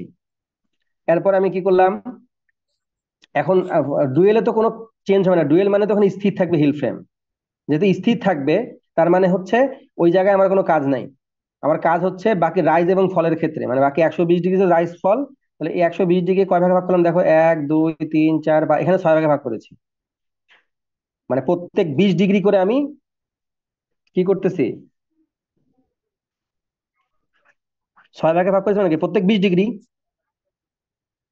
প্রত্যেক 20 ডিগ্রি করে রাইজ বা ফলের জন্য, লিফটের জন্য যদি লিনিয়ার, এই যে ফলোয়ারের যে মুভমেন্ট, লিনিয়ার মুভমেন্ট, ফলোয়ারের যে লিনিয়ার মুভমেন্ট রাইজ বা ফলের জন্য, এই লিনিয়ার মুভমেন্টটা, ফলোয়ারের যে মুভমেন্ট, সেটা যদি এরকম হয় যে সেম না হয়, এবং সেটা যদি হাফ সার্কেলের মুভমেন্টকে ফলো করে, তাহলে তো এটা ইয়া হয়ে গেল, সিম্পল হারমোনিক হয়ে গেল। আমি আগেই বলেছি, তাহলে মুভমেন্ট সেম না হলেই, ডিস্টেন্স অতিক্রম করা রাইজ ফলের মুভমেন্টটা সেম না হলেই যে লিনিয়ার টান, সিম্পল হারমোনিক টা না কিন্তু, হাফ সার্কেলকে মেনটেন করতে হবে, কারণ half circle 100% simple harmonic movement pattern follow করে। এই জন্য আমরা কি করেছি দেখো, এফ এবং সি, দেখো ও এফ ও কিন্তু এখানে 3, দেখো ও এফ 3 আর এফ সি হচ্ছে 6, তাহলে এফ সি যদি 6 হয়, এফ সির মিডিল পয়েন্ট বের করবো আমরা, জি এটা 3, মানে এফ জি মানে 3, যদি 6 ইউনিট হয়, সিম্পলি আমরা যদি একটা পেন্সিল কম্পাস নেই, এখান থেকে একটা বৃত্তচাপ আঁকবো, অর্ধেকের বেশি নিয়ে উভয় দিকে কাট করলে আমি ওখান থেকে ভার্টিক্যাল লাইন আঁকলে জি পেয়ে যাব। এমনি জিওমেট্রি সম্পাদ্য উপপাদ্যের ফর্মুলা দিয়ে আমরা জানি জি বের করা খুব সহজ। যদি এরকম আমার কাছে মানে অ্যাকুরেট করতে চাই, আমি এমনিও স্কেল দিয়ে করতে পারবো। জি বের করলাম, তাহলে এফ জি হচ্ছে কত, 3 ইউনিট, তাহলে এফ সি কত, 6 ইউনিট, ঠিক না? জি এফ স্যার। সি কত, 6 ইউনিট না? জি কে কেন্দ্র করে 3 ইউনিট ব্যাসার্ধ নিয়ে হাফ সার্কেল ড্র করতে হবে। দেখো সি থেকে জি কে কেন্দ্র করে জিএফ 3 ইউনিট ব্যাসার্ধ নিয়ে একটা হাফ সার্কেল ড্র করা হয়েছে।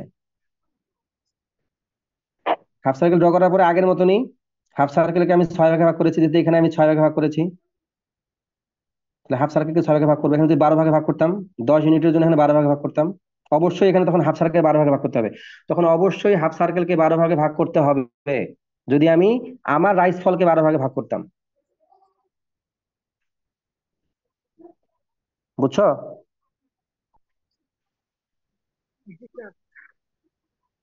যদি এটা 4 ভাগে ভাগ করতাম, এই যে রাইস ফল, তাহলে আমি হাফ সার্কেলকে 4 ভাগে ভাগ করতাম, 4 × 45 = 180, তো আমি 45 ডিগ্রি করে ভাগ করতাম। 0 থেকে 45, 45 থেকে 90, 90 থেকে 135, 135 থেকে আবার 180।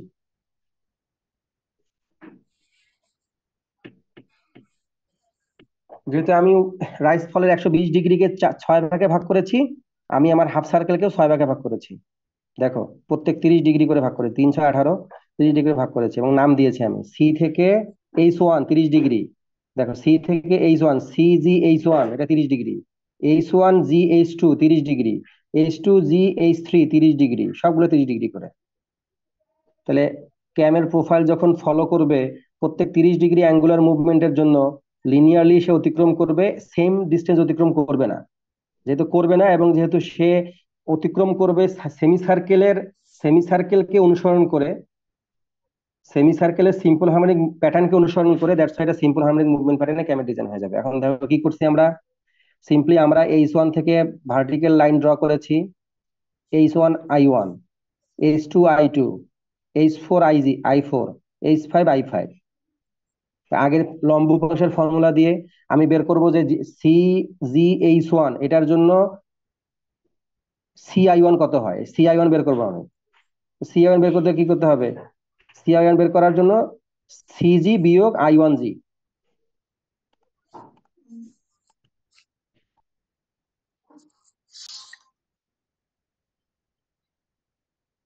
এই CI1 সমান কত, CI1 মানে হচ্ছে সিজি বিয়োগ I1G, আর সিজি হচ্ছে আর, আর I1G হচ্ছে R cos theta, and theta 30 degree, first 30 degree এটা, তাহলে আর কস 30 ডিগ্রি। সিম্পলি কস 30 ডিগ্রির মান বসাই দিবে, আর এর মান তো তুমি জানো 3 ইউনিট, তুমি ধরছো 3 ইউনিট, কারণ 6 ইউনিটকে 2 ভাগে ভাগ করছো তুমি, তাহলে 3 বিয়োগ বা 3 যদি কমন নেই, 3 × 1 বিয়োগ কস 30। তাহলে এখন তারপরেরটা কি হবে, I1 I2 কি হবে, I1 I2 সিজি বিয়োগ I1 I2 যদি বলি আমি, তাহলে কি হবে, সিজি বিয়োগ আগে কি করতে হবে, সিজি বিয়োগ CI1 I2G, I2G আগে I2G করতে হবে, I2G বের করার পরে তারপরে কি করতে হবে, CI1 বাদ দিবে স্যার। CON বাদ দিতে হবে। এভাবে প্রত্যেকটার জন্য আমাকে কি বের করতে হবে? CI1, CI1, I2 বের করতে হবে। এখানে যদি বের করতে হবে না, আমি দেখাই দিই যে এখানে ভ্যালুটা দেখো। প্রথমে 0.4 ইউনিট, এই যে CI1, তারপর CI2, CG, CI4, CI5, CF, প্রথমে 0.4 unit, 1.5 unit, 3 unit, 4.5 unit, 5.6 unit, 6 unit. এটা দেখা গেল পুরো 6 ইউনিটের জন্য। এই যে 0 থেকে 30 ডিগ্রির জন্য লিনিয়ার প্রোফাইলের জন্য সবগুলা কত? 1 ইউনিট করে, যোগ করলে 6 হয়। আর সিম্পল হারমোনিক মুভমেন্ট প্যাটার্নে 0 থেকে 30 ডিগ্রির জন্য 0.4 ইউনিট অতিক্রম করবে লিনিয়ার ডিস্টেন্স। পরে 30 থেকে 60 ডিগ্রির জন্য, পরের 30 ডিগ্রি যেটা, তার জন্য 1.1 ইউনিট। 60 থেকে 90 ডিগ্রি, পরের 30 ডিগ্রির জন্য 1.5 ইউনিট। 90 থেকে 120, পরের 30 ডিগ্রির জন্য 1.5 ইউনিট। এই যে মিডিল পয়েন্টে স্পিড বেশি, কারণ টাইমের রেসপেক্টে লিনিয়ার ডিস্টেন্সটা বেশি অতিক্রম করতেছে। আবার 120 থেকে 150, পরের 30 ডিগ্রির জন্য 1.1, 150 থেকে 180, 0.4। যোগ করলে কিন্তু 6ই হবে, কারণ লিফট তো 6 আমার, এর বাইরে হওয়ার সুযোগ নাই।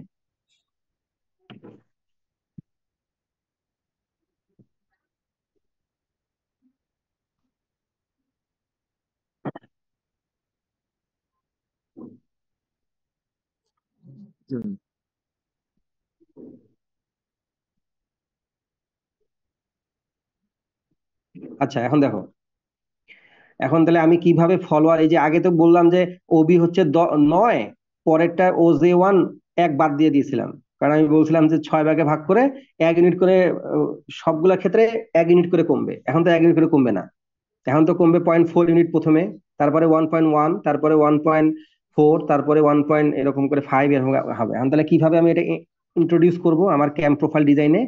এখন দেখো কিভাবে করব।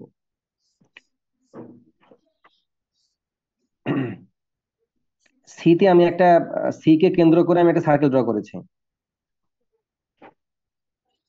এখানে তো করতেই হবে শুরুটা। পরের যে J1 কে কেন্দ্র করে, এই যে পরের যে J1, এই J1 ভ্যালুটা পাবো কিভাবে? OQ1 এর মধ্যে যে J1 এই অংশটা ছেদ বিন্দু, এটা পাবো কিভাবে? সিম্পলি OI1 যে আছে, ও আই ওয়ান আমি পেন্সিল কম্পাস দিয়ে ও কে কেন্দ্র করে I1 এর ভ্যালুটা নিয়ে নেব। সিম্পলি OQ1 কে I1 ব্যাসার্ধ নিয়ে এখানে কাট করব, জি স্যার, কাট তাহলে করবো। OQ1 এর মধ্যে J1 পাবো। তারপরে ও আই টুর উপর ব্যাসার্ধ নিয়ে এখানে দেবো, K1 পাবো। OG ব্যাসার্ধ নিয়ে S1 কে কাট করব, L1 পাবো।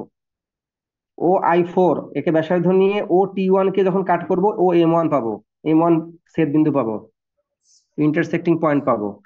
I5 কে কেন্দ্র ব্যাসার্ধ নিয়ে U1 কে যখন আমি কাট করব, N1 পাবো। আর OF কে কেন্দ্র করলে এখানে P1 পাচ্ছি ওই এর মধ্যে। বুঝতে পেরেছ?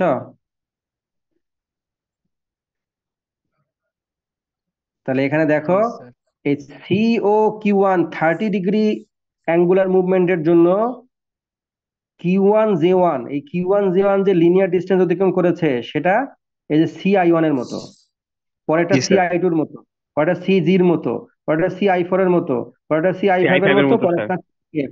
হ্যাঁ, CF এর তাহলে মতো আলটিমেটলি স্যার। 6 ইউনিটে কিন্তু লিফট রাইজ বা ফল হচ্ছে, কিন্তু মেনটেন করতেছে হাফ সার্কেলের লিনিয়ার প্যাটার্নকে। দ্যাটস এটা লিনিয়ার মুভমেন্ট প্যাটার্নে ক্যাম্প ডিজাইন।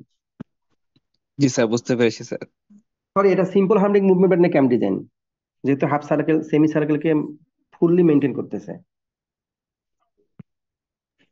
স্যার লাস্টের পার্টটা একটু আরেকবার রিপিট করবেন? হুম,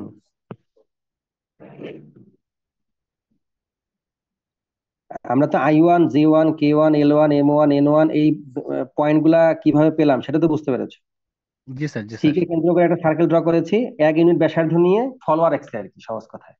পরে OI1 ব্যাসার্ধ নিয়ে J1 পেয়েছি, OQ1 কে যখন কাট করেছি J1 পেয়েছি, J1 কে কেন্দ্র করে 1 ইউনিট ব্যাসার্ধ নিয়ে একটা সার্কেল ড্র করেছি, এটা হচ্ছে ফলোয়ার, ঠিক না? এখন যদি আমরা দেখি যে প্রত্যেক 30 ডিগ্রি অ্যাঙ্গুলার রোটেশনের জন্য ফলোয়ার তো ফলো করতেছে, কিন্তু সে তো আসলে অ্যাঙ্গুলার মুভমেন্ট করতেছে, অ্যাঙ্গুলার রোটেট করতেছে। রোটেট করা মানে কি? অ্যাঙ্গুলারলি ডিস্টেন্স অতিক্রম করা। তাহলে দেখো, C O Q one, CO Q1 30 degree angular মুভমেন্টের জন্য এই যে ফল হচ্ছে, ফল ফল তো লিনিয়ারলি হচ্ছে।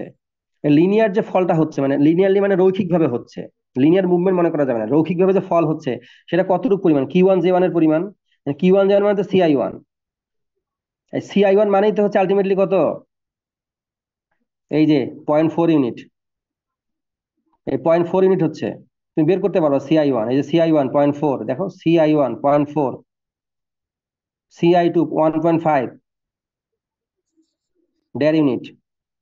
তাহলে এই যে CI1 পরিমাণ হচ্ছে কি Q1 J1, এই যে ফল হইলো, প্রথমে ফলোয়ার এখানে ছিল, ফলোয়ারের সেন্টারটা Q1 থেকে সরে গিয়ে J1 এ চলে গেল, তাহলে তো 1.4 ইউনিট পরিমাণে সে রৈখিক ভাবে ফল হলো। পরের যে K1 সেটা R1 কার মানে কি CI2 মানে তো 1.1 ইউনিট।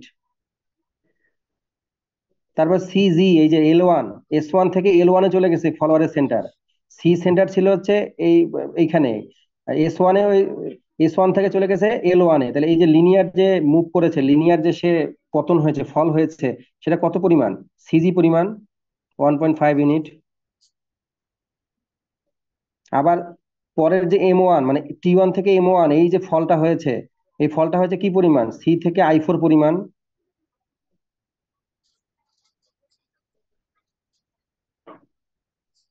ঠিক কিনা? জি স্যার। তাহলে প্রত্যেক 30 ডিগ্রির জন্য আমি এমনি এখানে CI1 CI2 বলতেছি, যদি আমি বলি CI1 কত, I1 I2 কত, I2 G কত, GI4 কত, I4 I5 কত, বের তো করা যাবে, FI5 কত, বরাদ বের করতে করা যাবে। প্রত্যেক 30 ডিগ্রির জন্য মুভমেন্টটা সেম হবে না, মানে লিনিয়ার যে মুভ করবে সেটা সেম হবে না, রৈখিক ডিস্টেন্স অতিক্রম করাটা সেম হবে না, এই জন্য এটা সিম্পল হার্মোনিক মুভমেন্ট প্যাটার্ন। এবং সব ধরনের এই ধরনের হলে হবে না যে সেম অ্যাঙ্গুলার মুভমেন্ট বা লিনিয়ার মুভমেন্ট কম, এই জন্যই আমি সিম্পল হার্মোনিক গুলো, তা না, আমি তো হাফ সার্কেলকে এখানে ইন্ট্রোডিউস করেছি, half circle 100% simple harmonic movement pattern maintain করে।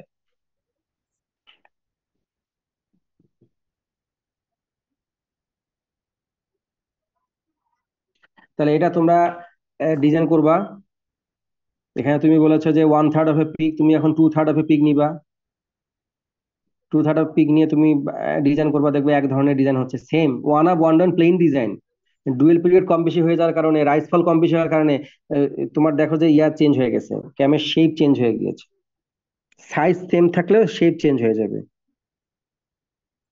তাহলে বোঝা গেল প্রত্যেকটা ইন্ডিভিজুয়াল উইপ ডিজাইনের জন্য one up one down, two up one down, two up two down, two up three down, যত ধরনের ভ্যারিয়েশন হবে এই সবগুলোর জন্য আমাকে আলাদা আলাদা ক্যাম সেট লাগবে। যদি ওয়ান আপ থ্রি ডাউন হয় 4টা ক্যাম লাগবে, যেটা প্রত্যেককেই ওয়ান আপ থ্রি ডাউনের। এবং প্রত্যেকবারই যদি আমি কোনো একটা লুমের মধ্যে আমি একটা কি বলে ডিজাইন লোড দিয়েছি, ডিজাইনটা হচ্ছে ওয়ান আপ টু ডাউন বা টু আপ ওয়ান ডাউন, এখন আমি টু আপ টু ডাউন দিতে চাচ্ছি, তখন অবশ্যই আমাকে ক্যাম চেঞ্জ করতে হবে, টু আপ টু ডাউনের ক্যাম ওখানে মাউন্টিং করতে হবে, 4টা ক্যাম মাউন্টিং করতে হবে, কারণ এক একটা পার্টিকুলার উইপ ডিজাইনের জন্য ক্যাম আলাদা। তাহলে তোমরা এখন যেটা করবা, আমি এখন তো তোমরা এটা তো বুঝলা, এখন তোমরা যে কোনো ডিজাইনের জন্য কিন্তু সিম্পল হার্মোনিক মুভমেন্ট প্যাটার্ন তুমি ইন্ট্রোডিউস করতে পারবা। এখন এই জিনিসটা এখন তোমার লিনিয়ারে যতগুলা ডিজাইন করেছো সবগুলাতে এটা ইন্ট্রোডিউস করবা, তাহলেই তোমার সিম্পল হার্মোনিক হয়ে যাচ্ছে। স্যার একটা সব প্রশ্ন। সেম রেখে শুধু সিম্পল হার্মোনিক মুভমেন্ট প্যাটার্নের জন্য হাফ সার্কেল ড্র করে সে অনুযায়ী তুমি এখানে সিম্পল হার্মোনিক মুভমেন্ট প্যাটার্নকে ক্যাম ডিজাইনে ইন্ট্রোডিউস করলেই পুরো ক্যামটাই সিম্পল হার্মোনিক মুভমেন্ট প্যাটার্নে হয়ে যাচ্ছে। স্যার হুম। স্যার তাহলে মানে আগের যা ছিল সব সেম থাকবে, শুধু আমরা এই যে রাইস ফলের ক্ষেত্রে যে কনস্ট্যান্ট ভ্যালুটা ছিল ওইটা আমরা হাফ সার্কেল থেকে বের করবো, এটাই তো সামারি। হ্যাঁ হ্যাঁ, রাইজ রাইজ রাইজ অফ ফলের জন্য যে, হ্যাঁ, ভ্যালুটা এইটা আমরা হাফ সার্কেল থেকে বের করবো, আর আর স্যার কিছুই এই যে চেঞ্জ আমরা যে হবে না। গ্রাফটা আঁকছি এখানে, আগেরটা তো লিনিয়ার আঁকছিলাম, এই ক্ষেত্রে কি কোনো এক্সট্রা নিয়ম আছে যখন নাকি আমরা জাস্ট এরকম এইরকম সিম্পল করে হার্মোনিক আঁকবো? বলবো না, তখন তুমি জাস্ট সিম্পলি এমনি জাস্ট হাতের হাতের যে আঁকা দিয়ে আঁকতে হবে। তুমি যদি এখন আচ্ছা বলো এই যে এখানে তুমি এটা করতে পারবা, এটা করা যাবে না কেন, করা তো যাবে। এখানে প্রত্যেক 120 ডিগ্রি তো, এখানে 6 ভাগে ভাগ করে ইকুয়ালি ভাগ করবা, ভাগ করার পরে এই বরাবর ওই অনুযায়ী তুমি কি করবা, 0.4, 1.1, 1.5, বুঝো নাই, 0.4, 1.1, 1.5, 1.5, 1.1, তো করা যাবে কিন্তু দরকার তো নাই। তুমি তো বুঝছো। পরীক্ষার হলে তো সময় থাকবে না, তাহলে হাতের না, আঙ্গুল ওইটা দিয়ে কিন্তু কেটে এইভাবে ফেলবো। দিবা সুন্দর, তুমি এইভাবে আগাই দিবা ইনক্লাইন করে, ওটা আচ্ছা সমস্যা স্যার। নেই।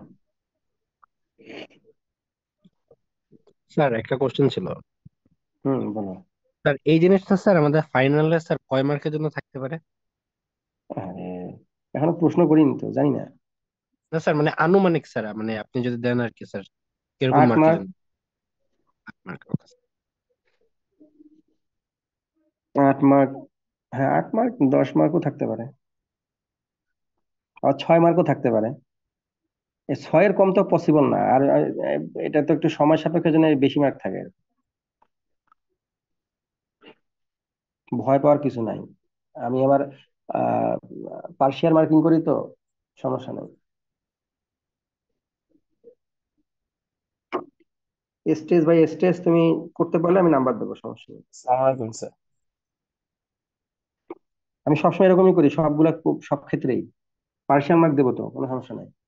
যতটুকু করবা মানে স্যার লজিক্যাল। এইটা স্যার যদি করে আর কি স্যার, তো অনেক টাইম মানে লাগবে স্যার, তো স্যার একটু মার্কটা বেশি থাকা উচিত। সেটা আমি যখন প্রশ্ন করবো তখন এটা দেখেই দেবো, তো সমস্যা নেই। এর সাথে একটা ছোট্ট একটা কোশ্চেন হয়তো দেবো, মানে আমি ওইভাবে কোশ্চেন সেট করবো, সমস্যা নেই। স্যার বলে এখান ফেলবো। থেকে থিওরিটিক্যাল কোশ্চেন কি কি থাকতে পারে স্যার? আর পুরাটা একবার পড়বা, পুরা এখন তো সবই বুঝে ফেলছো, এখন তুমি পুরাটাই পড়ো আর অনেক কিছু বুঝে ফেলবা। আচ্ছা ক্যাম বুঝেছি, ডিজাইনিং বাট আমার একটা এই যে কোশ্চেন ছিল এই যে স্যার। মুভমেন্ট প্যাটার্ন, একটা যে মুভমেন্ট প্যাটার্ন ড্র করা, ডুয়েল পিরিয়ড বের করা। তুমি যদি এইটা আঁকতে পারো, এই যে তুমি এটা সিম্পলিফাইড ওয়েতে আঁকবা, মানে এই যে তুমি বলি যে তুমি ব্যাখ্যা করো কিভাবে আঁকছো, তুমি এত কিছু লিখবা। তুমি যদি 4 লাইনে লিখতে পারো লিখবা, তুমি তোমার মতো করে লিখবা স্টেপ বাই স্টেপ। ফার্স্টলি ওই ডিভাইড, মানে প্রথমে তুমি কনসেন্ট্রিক সার্কেল আঁকছো দুইটা, ওই ব্যাসার্ধ নিয়ে, এটা নিজের মতো করে লিখবা। মুখস্থ করার তো কিছু নাই এখানে। তুমি যত সিম্পলিফাইড লিখতে পারো, কিন্তু যদি তুমি আমাকে ক্লিয়ারলি বোঝাতে পারো অল্প কথায়, আমি এটা মেনে নেবো, কোনো সমস্যা নাই। কোনো সমস্যা নেই, এগুলো নিয়ে টেনশনের কিছু নাই, নিজের ভাষায় লিখলে হবে, তুমি বুঝে ফেললে তুমি নিজেই তো লিখতে পারতেছো। আর এটা আসলে আঁকতে পারলে আর করে ব্যাখ্যা লেখার দরকার আছে? যে আঁকতে পারবে মানে অ্যাকুরেটলি, সে কি ব্যাখ্যা লিখতে পারবে না? অবশ্যই পারবে। আঁকানো তো উদ্দেশ্য, ব্যাখ্যা কি উদ্দেশ্য? এখন তোমাদের কাজ যেটা দিয়েছি সেটা দেখো, কাজটা দিলে তুমি আরো ক্লিয়ার হয়ে যাবে। আমার উদ্দেশ্য তো ক্যাম্প বানাইতে হবে না। তুমি এটা কত ভালোভাবে লিখতেছো, ড্র করতে পারলে আর লিখতে পারবে, সুতরাং তাকে আর আমি ওই লেখার জন্য বা লিখতে বলবো ভালো হয়নি, এটা নিয়ে আমি কোনো অরিট না, বা এটা আমার কোনো মাথা ব্যথার কারণ না। এখন দেখো, একটা কাঠের টুকরা নিবা, প্রত্যেকের জন্য বলতেছি, সবাই শোনো। কাঠ মনে করো 3 মিলিমিটার 4 মিলিমিটার থিকনেসের কাঠ আছে না, তক্তা যেটা বলে আর কি, কাঠের তক্তা, সহজ কথা। কাঠের দোকানে দেখবা একটা মেশিন আছে, মানে সেলাই মেশিনের মতো, মানে কাঠকে বিভিন্ন ভাবে সাইজ করে। প্রত্যেকে একটু যোগাযোগ করবা, কিছু টাকা দিলেই ওরা করে দিবে। তুমি আগে ডিজাইনটা করবা কাগজের মধ্যে, মনে করো এই ডিজাইনটাই করলা তুমি। এই ডিজাইনটা করার পরে তোমার এইভাবে ডিজাইনটা করতে হবে, যেভাবে এখন তুমি এই যে এখানে দেখা যাচ্ছে স্ক্রিনে, এভাবে ডিজাইনটা করতে হবে। তোমার এখানে লেখা থাকতে হবে কোনটা কি, ডুয়েল কোনটা, রাইস কোনটা, ফল কোনটা, সবই কিন্তু থাকবে। পরে এই কাগজটা ওই কাঠের তক্তার মধ্যে দিয়ে উনি কি করবে, এই যে প্রোফাইলটা আঁকছো তুমি, এই প্রোফাইল অনুযায়ী মনে করো একটা তুমি আহ এটা আঁকছো, থামো একটু বলে দিই। হুম,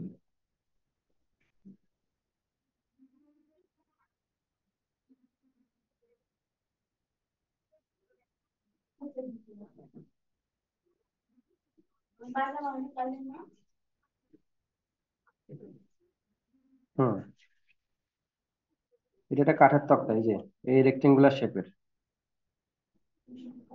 তুমি ডিজাইনটা করার পরে ওই কাগজটা, যে কাগজের উপর ডিজাইন করছো সেটা উপরে দিবা। দেওয়ার পরে কাগজ দেখে, এই যে তুমি যে বোল্ড লাইন দিয়ে দিছো, কাগজ দেখে যিনি ওই যে কাটবেন, কাটার মানে কাঠের দোকানে থাকে, উনি এই প্রোফাইলটাকে অ্যাকর্ডিংলি কেটে দিবে, যাতে মেনটেন করে ভালোভাবে। এটা তোমাকে একটু ভালো করে গাইড করতে হবে। করার পরে এই যে এইখানে যে হোল আছে, এখানে বোর করে দিবে, বোর। বোর মানে হচ্ছে একটা হোল করে দিবে। ওদের কাছে বাটালি আছে, আরো কি কি আছে, হোল করে দিবে। একটা করে নিয়ে আসতে হবে, একটা করে। একটা করে ক্যাম নিয়ে আসতে হবে শুধু। মনে করো one up one down, one up two down, two up one down, two up two down, two up three down, three up two down, three up one down, five up three down, three up two down, three up five down, একটু তোমার ইচ্ছা।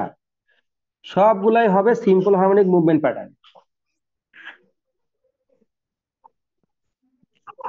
কেউ যদি চায় যে সেটা simple harmonic করবে না, সে লিনিয়ারও করতে পারে, কিন্তু উল্লেখ থাকতে হবে, অপর সাইডে উল্লেখ থাকবে যে তুমি যে ডিজাইনটা করেছো সেটা সিম্পল হারমোনিকে নাকি লিনিয়ার মুভমেন্ট প্যাটার্ন। অর্থাৎ তোমার ক্যামের এক পার্টে তো এই অংশটা আঁকানো থাকবে, এই যে প্রোফাইলটা, প্রোফাইলটা তো আঁকা থাকবে, আর অপর প্রান্তে আরেক সাইডে এই ইনফরমেশন লেখা থাকবে। স্যার ইন্ডিভিজুয়াল না করে গ্রুপ ওয়াইজ করি এটা। এই যে ইনফরমেশন লেখা থাকবে, তুমি যে যে ইনফরমেশন নিয়েছো না, এই ইনফরমেশন লেখা থাকবে, এটা এই ইনফরমেশন লেখা থাকবে এবং ছোট্ট করে এইটা আঁকানো থাকবে অপর পার্টে। ইনফরমেশন না লেখা থাকলে তো বুঝবো না স্যার তুমি ওয়ান কাঠের থার্ড অফ উপর কি পিক নিয়েছো পার্সেন্টেজ নাকি। লিখে দিলে হবে? স্যার এটা গ্রুপ ওয়াইজ দিলে ভালো হয় না স্যার? হ্যাঁ, স্যার এটা গ্রুপ ওয়াইজ দিলে ভালো হয় না? তাহলে এক গ্রুপে 4 জন থাকবা, 4টা করে ক্যাম নিয়ে আসবা এক গ্রুপ থেকে, একই তো হইলো। 5 জনের মিলে একটা বানালে হবে না স্যার?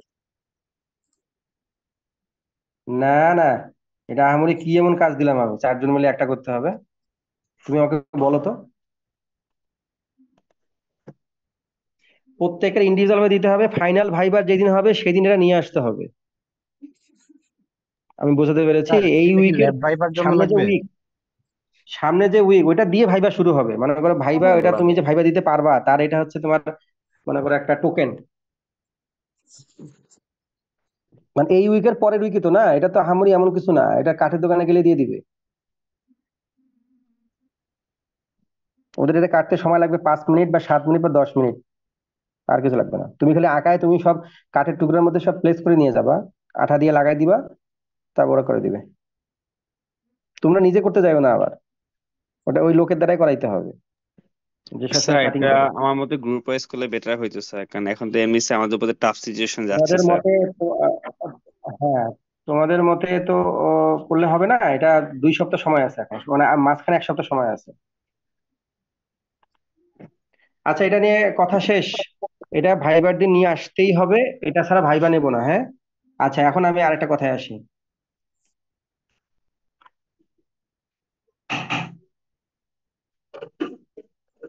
স্যার আমার আর একটা কোশ্চেন ছিল স্যার।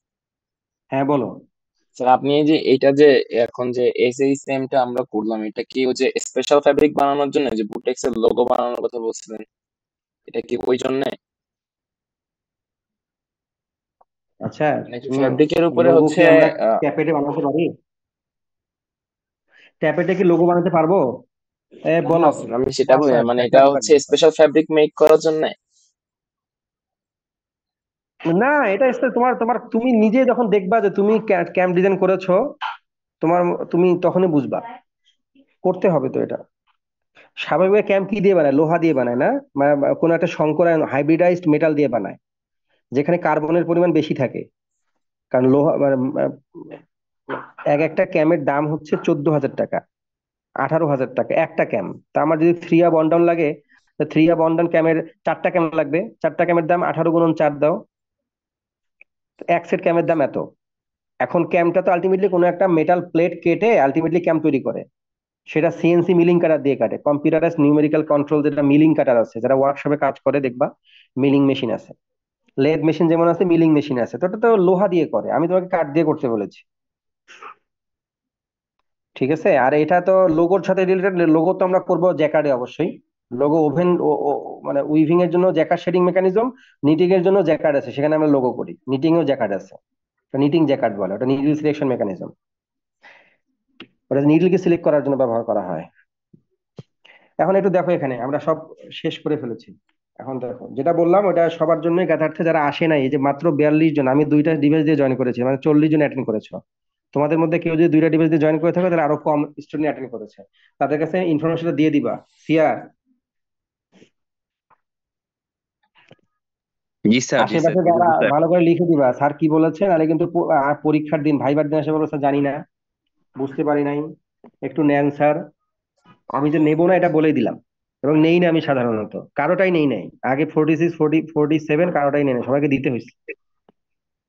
ঠিক আছে। আচ্ছা এখন দেখো টাইপস অফ শেড, এটা আমরা জানি সবাই। এখন এখন দেখো একটু এখানে, এটা করলে শেষ হয়ে যাবে। আমরা যখন দেখলাম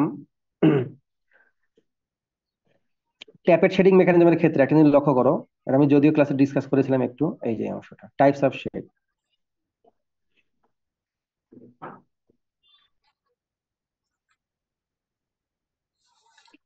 এটা হচ্ছে ওপেন শেড।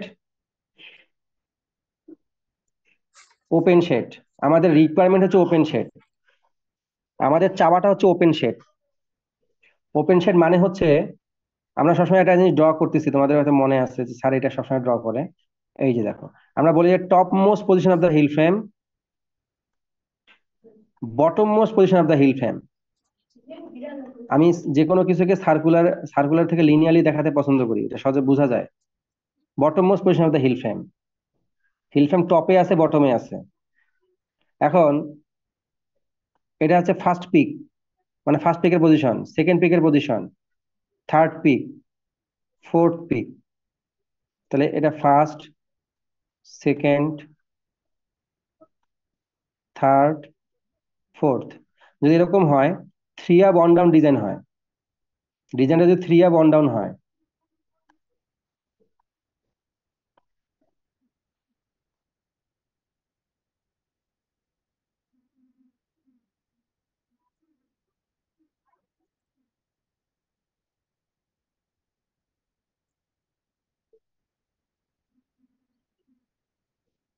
এক নাম্বার হিল ফ্রেম, দুই নাম্বার হিল ফ্রেম, মানে এক নম্বর ওয়ার্ডটা এক নম্বর হিল ফ্রেম, তিন নাম্বার হিল, চার নাম্বার হিল ফ্রেম। দেখো এক নাম্বার পিক, দুই নাম্বার পিক, কে কথা বলতেছ?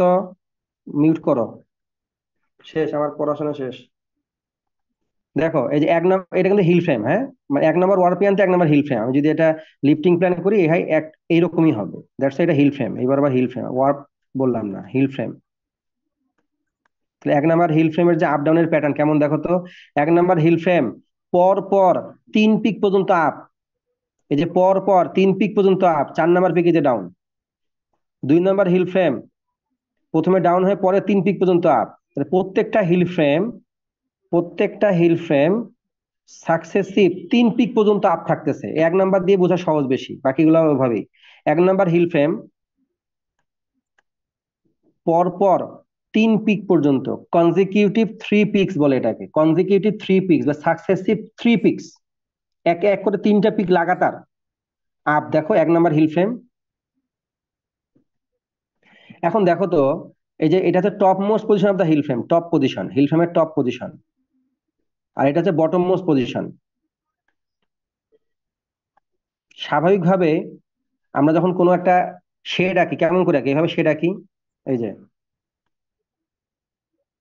এটা, এই যে এটা হচ্ছে top most position of the heald frame, heald ফ্রেমটা সবচেয়ে টপ মোস্ট পজিশনে আছে। আর এক দুই নম্বর, এক নম্বর হিল ফ্রেমটা বটম মোস্ট পজিশনে আছে। তাহলে এটা এক নম্বর হিল ফ্রেমটা দুই নম্বর হিল ফ্রেম। এই যে টপ মোস্ট বটম মোস্ট আমরা যদি এখানে আঁকি, দেখো এরকম হবে, এই যে লিনিয়ার যদি আঁকে, তাহলে এটা হচ্ছে মূলত শেড হাইট, এইস। এই যে এটা হচ্ছে এইস, top most position of the heald frame, bottom most position of the heald frame, top position bottom position, মাঝখানে ডিস্টেন্স আছে এইস, মানে হিল ফ্রেম শেড হাইট বা শেড ডেপথ, দুইটা বলা যাবে, শেড হাইটও বলা যাবে, শেড ডেপথও বলা যাবে, গভীরতা। এখন দেখো আমি এই জিনিসটাকে এখানে এখানে দেখাবো, এটাকে বলে shed position diagram. Shed position diagram আজকে যারা ক্লাস করে নাই তারা অনেকগুলো প্রশ্ন থেকে মানে পরীক্ষার মধ্যে আসলে পারবে না, যে না শিখে নেয়। এমন তো না যে আজকে শর্ট নোটিশে ক্লাস নিচ্ছি, আমি কালকেই জানাইছি সিআরকে, সিআরও সবাইকে জানাই দিচ্ছে। একটু ক্লাসে একটু জয়েন থাকলে তো কাজটা হয়ে যায়। ক্লাস তো করতে হবে, পরীক্ষাও দিতে হবে, এখন সবকিছুই সামলাইতে হবে, ঠিক না? এই যে ক্লাস, এই রাত 10টা 10:30 বাজে, এখানে কি তোমাদের যারা হলে আছো তাদের কাছে তো এটা কোনো রাত না, ঠিক না? সন্ধ্যা হয়েছে, আমাদের তো রাত হয়ে গেছে অনেক। এখন তারপরে তো নিতে হবে ক্লাস, না? একটু জয়েন থাকলে কিন্তু তার অনেক ইনফরমেশন, অনেক প্রশ্নের উত্তর পেয়ে যাবে। এটাকে বলা হয় শেড পজিশন ডায়াগ্রাম। আমি যদি বলি যে তোমরা থ্রি আপ ওয়ান ডাউন একটা প্লেন ডিজাইন, টুইল ডিজাইনের জন্য শেড পজিশন ডায়াগ্রাম ড্র করো, open shed, semi open shed বা সেন্টার ক্লোজ শেডের জন্য, তখন তোমাকে আঁকতে হবে। বা যদি বলি যে তোমাদের ল্যাবের মধ্যে, আমাদের ল্যাবের মধ্যে যে টিলিভার ডবি আছে বা মেকানিক্যাল হুক অ্যান্ড নাইফ ডবি আছে, সেখানে কোন ধরনের শেড তৈরি হয়? Open, semi open, centre close নাকি বটম ক্লোজ শেড? বা আমাদের মেকানিক্যাল হুক অ্যান্ড নাইফ ডবির জন্য শেড পজিশন ডায়াগ্রাম ড্র করো। অ্যাজিউম আদার নেসেসারি প্যারামিটার্স বা assume all necessary parameters if required. যদি কোনো দরকার পড়ে তুমি সবগুলো জিনিস ধরে নাও। তুমি ধরে নিলা যে আমরা ধরি যে আমরা আমাদের মেকানিক্যাল ডবিতে আমরা 3A বন্ড ডাউন টুইল ডিজাইনটা ডেভেলপ করতে চাচ্ছি। সেক্ষেত্রে আমরা 3A বন্ড ডাউন ডিজাইনকে ধরলাম। এই 3A বন্ড ডাউন ডিজাইনের জন্য মেকানিক্যাল হুক অ্যান্ড ন্যাপ ডবিতে কি কি ধরনের শেড শেড তৈরি হয়? Bottom close shed, centre close shed, semi open নাকি ওপেন? যদি তুমি বলো যে হ্যাঁ ওখানে সেমি ওপেন তৈরি হয়, সেমি ওপেনের জন্য 3A বন্ড ডাউনের জন্য সেমি ওপেনের তোমাকে কি করতে হবে? শেড পজিশন ডায়াগ্রাম ড্র করতে হবে। এখন তাহলে আমি যদি বলি এটা ওপেন শেড ড্র করবো, ওপেন শেড, তাহলে ওপেন শেডটা কি?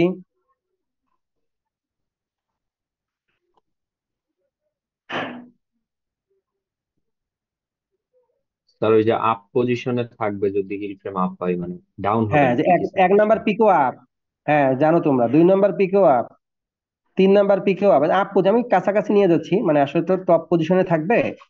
আমি বোঝার সুবিধার জন্য উপরে দিচ্ছি। 1 নাম্বারে আপ, 2 নাম্বারে আপ, 3 নাম্বারে আপ, 4 নাম্বারে গিয়ে down. This is open shed. Consecutive 1 থেকে 2 নাম্বার পিকের সময় হিল ফ্রেম টপ পজিশনেই ছিল, কোনো মুভমেন্ট হয় নাই, অ্যাডিশনাল মুভমেন্ট হয় নাই, জার্কিং হয় নাই, মানে zero wastage of movement, zero zero additional movement, কোনো অ্যাডিশনাল মুভমেন্ট হয় নাই। আমি বলছি স্যার আমার তো এইটাই ভালো, অ্যাডিশনাল মুভমেন্ট না হয় তো ভালো, আমি কেন অ্যাডিশনাল মুভমেন্ট করতে যাবো, আর কেনই বা আমাকে ওপেন বাদে সেমি ওপেন, সেন্টার ক্লোজ বা এগুলা বলতে হবে? আসলে এই ক্লাসিফিকেশনটা হয়েছে মূলত মেকানিজমের পার্থক্যের কারণে। মেকানিজম তৈরি করার পর দেখা গেছে যে এই জিনিসটা এভাবে ঘটে। মেকানিজম তৈরি করার পর দেখা গেছে যে মেকানিজমটা তৈরি করার এটা একটা বলতে পারো যে ড্রব্যাকস। মেকানিজম তৈরি হয়ে গিয়েছে, এখন দেখা যাচ্ছে যে আলটিমেটলি হিল ফ্রেম বেশি জার্কিং করতেছে। কেন করতেছে? তখন এইটা আসলে তখনকার কথা, মেকানিজম এইটা মাথায় রেখে তৈরি করা হয় নাই, মেকানিজমকে ডেভেলপ করা হয়েছে। তারপরে দেখা গেছে যে এই মেকানিজমের মধ্যে এই ফল্টটা আছে বা ড্রব্যাকসটা আছে, বুঝছো? এখন আমাদের যে ক্যাম মেকানিজম, ক্যাম শেডিং মেকানিজম, এই যে ক্যাম প্রোফাইল এখন করালাম, সেখানে কিন্তু আমরা দেখো 3 পিক যে আপ আছে, আমরা আপের ডুয়েল বের করেছি, ডাউনের ডুয়েল বের করেছি। এই যে আপ যে আছে 3 পিক পর্যন্ত, এটা ডুয়েল না, এখানে ডুয়েল তো না। এই দেখো হিল ফ্রেমটা 1 নাম্বার পিকের সময় আপ, 2 নাম্বার পিকের সময় আপ, 3 নাম্বার পিকের সময় আপ, দেখো সবসময় তো আপই থাকতেছে। এই যে আমি ডুয়েল যখন হিসাব করতেছিলাম, তখন তো 3 পিকের জন্য ডুয়েল যত ডিগ্রি হবে এটা হিসাব করে আমি কিন্তু ক্যামের মধ্যে ইন্ট্রোডিউস করে দিয়েছি ডুয়েল পিরিয়ড আপের জন্য, ডুয়েল পিরিয়ড ডাউনের জন্য। এই জন্য ক্যাম শেডিং মেকানিজমে অলওয়েজ ওপেন শেড তৈরি হয়। ওখানে তুমি চাইলেই তো 2 পিকের মাঝে এই হিল ফ্রেমটা অল্প সময় নিচে নামার কোনো সুযোগ নাই, কারণ এই হিল ফ্রেমের মুভমেন্টটা তো আলটিমেটলি কন্ট্রোল করতেছে ক্যাম। ক্যামের মধ্যেই আমি ওখানে ডুয়েল হিসাব করে 3 পিক আপ থাকার জন্য কত ডুয়েল হবে এটা হিসাব করেই কিন্তু ক্যামটা ডিজাইন করলাম। তাহলে আলটিমেটলি ক্যামে তো ওপেন শেডই হবে, কারণ 2 পিক পরপর 2 পিকের মাঝে কখনোই কোনো হিল ফ্রেম নিচে নামার কোনো সুযোগ নাই। ওই 1 নাম্বার হিল ফ্রেমটা নিচে নামার সুযোগ নাই। এটা মাত্র একটা হিল ফ্রেমের জন্য, কিন্তু এটা মাত্র একটা হিল ফ্রেমের জন্য, এই পজিশনটা আছে একটা হিল ফ্রেমের জন্য।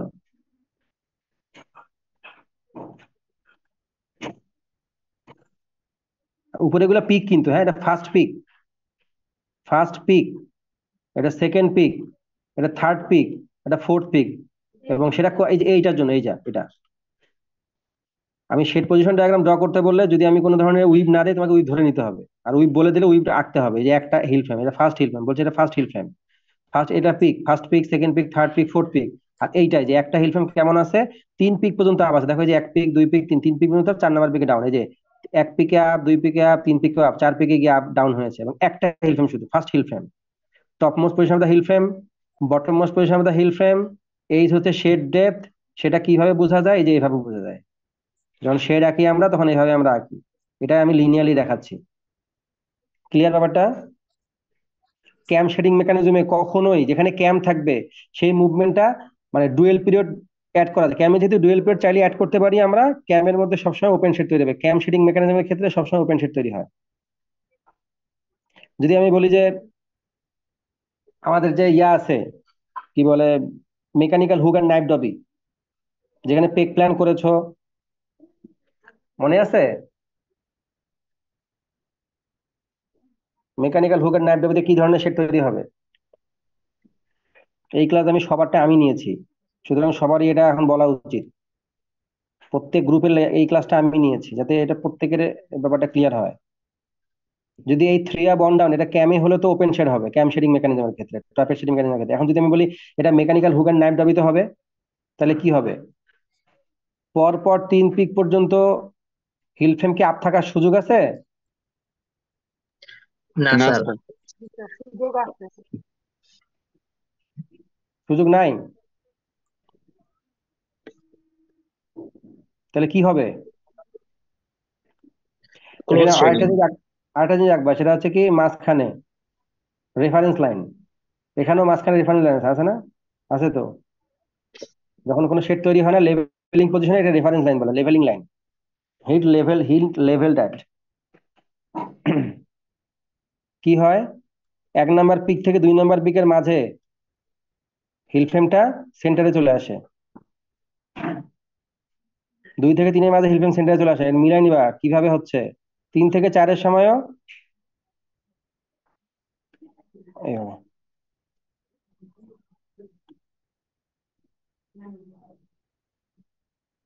এই যে সেন্টারে চলে আসছে,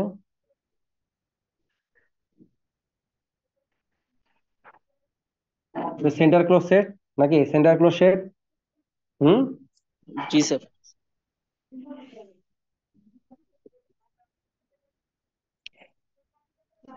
স্যার লাস্টের এই পার্টটা একটু আরেকবার স্যার রিক্যাপ করতে পারবেন একটু শর্টলি? এখন আঁকাবো, এটা সমস্যা নেই, আঁকতেছি। এই যে এটা হচ্ছে টি লিভার।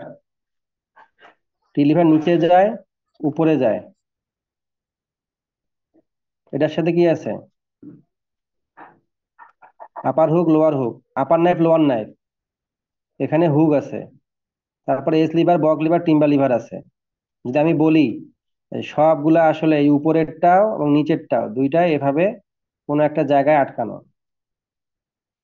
আমি সিম্পলিফাইড আঁকতেছি, এভাবে তোমার আঁকবা না, তোমরা তোমাদের মেকানিজম আঁকবা, আমি জাস্ট বোঝানোর জন্য।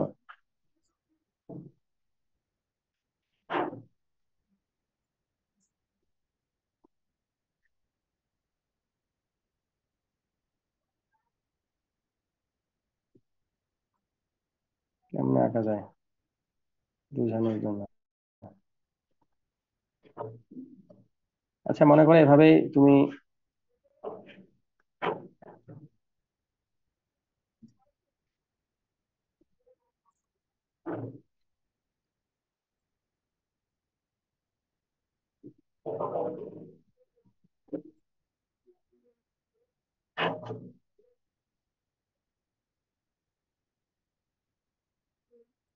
আচ্ছা, কিছু বুঝতেছি হিল না। ফ্রেম। ফলো করতে যাই, রেকর্ড করতেছে, এখন রেকর্ডিং এর পরে বুঝতে পারবো।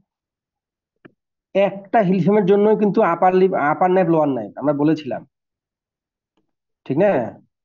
আপার knife, lower knife, upper hook, lower hook একটা হিল ফ্রেমের জন্যই।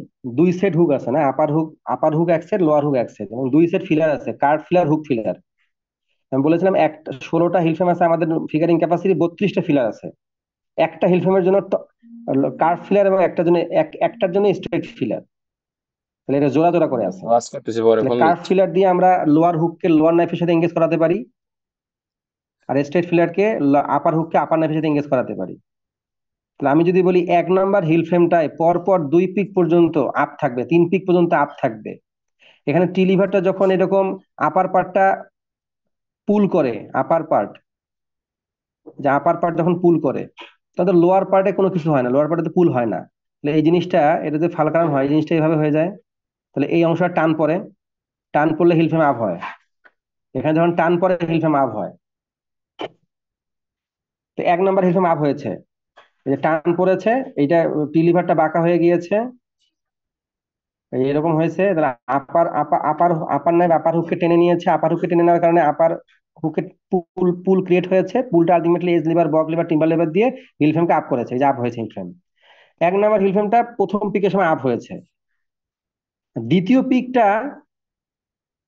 লোয়ার নাইফ যখন এঙ্গেজ হবে লোয়ার হুকের সাথে, তখন তো 1 নাম্বার হিল ফ্রেমের জন্য যেহেতু 2টা নাইফ, 2টা ফিলার, তাহলে স্ট্রেট ফিলার দিয়ে আপার হুককে আপার নাইফের সাথে এঙ্গেজ করানো হয়েছে, আপ হয়েছে 1 নাম্বার হিল ফ্রেম 1 নাম্বার পিকের জন্য। পরে 2 নাম্বার পিকের সময় তো লোয়ার হুককে কার্ভ ফিলার নাইফের সাথে এঙ্গেজ করাবে, লোয়ার নাইফের সাথে। তো তখন তো আলটিমেটলি এই যে টি লিভারটা অতি এখানে তো এইভাবে ছিল, তাহলে ঘুরে এই মিডিলে আসতে হবে। এই যে মিডিলে আসলে এটা কি হবে, এই মিডিলে আসবে, মিডিল অতিক্রম করে যখন তারপরে অতিক্রম করে এইদিকে যাবে, তখনই আলটিমেটলি লোয়ার হুকে লোয়ার নাইফে পুলিং ক্রিয়েট হবে।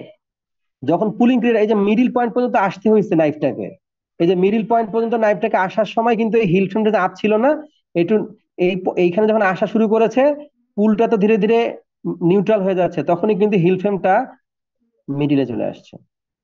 মিডিলে চলে আসার পরে মিডিল পয়েন্ট অতিক্রম করে লোয়ার হুক যখন লোয়ার নাইফ যখন এরকম অতিক্রম করতেছে মিডিল পয়েন্ট, তখন আবার পুল ক্রিয়েট হয়ে উপরে উঠেছে। তো পরপর দুই পিকের সময় কিন্তু কখনোই হিল ফ্রেম টপ মোস্ট পজিশনে থাকতে পারতেছে না, সেন্টারে চলে আসতেছে।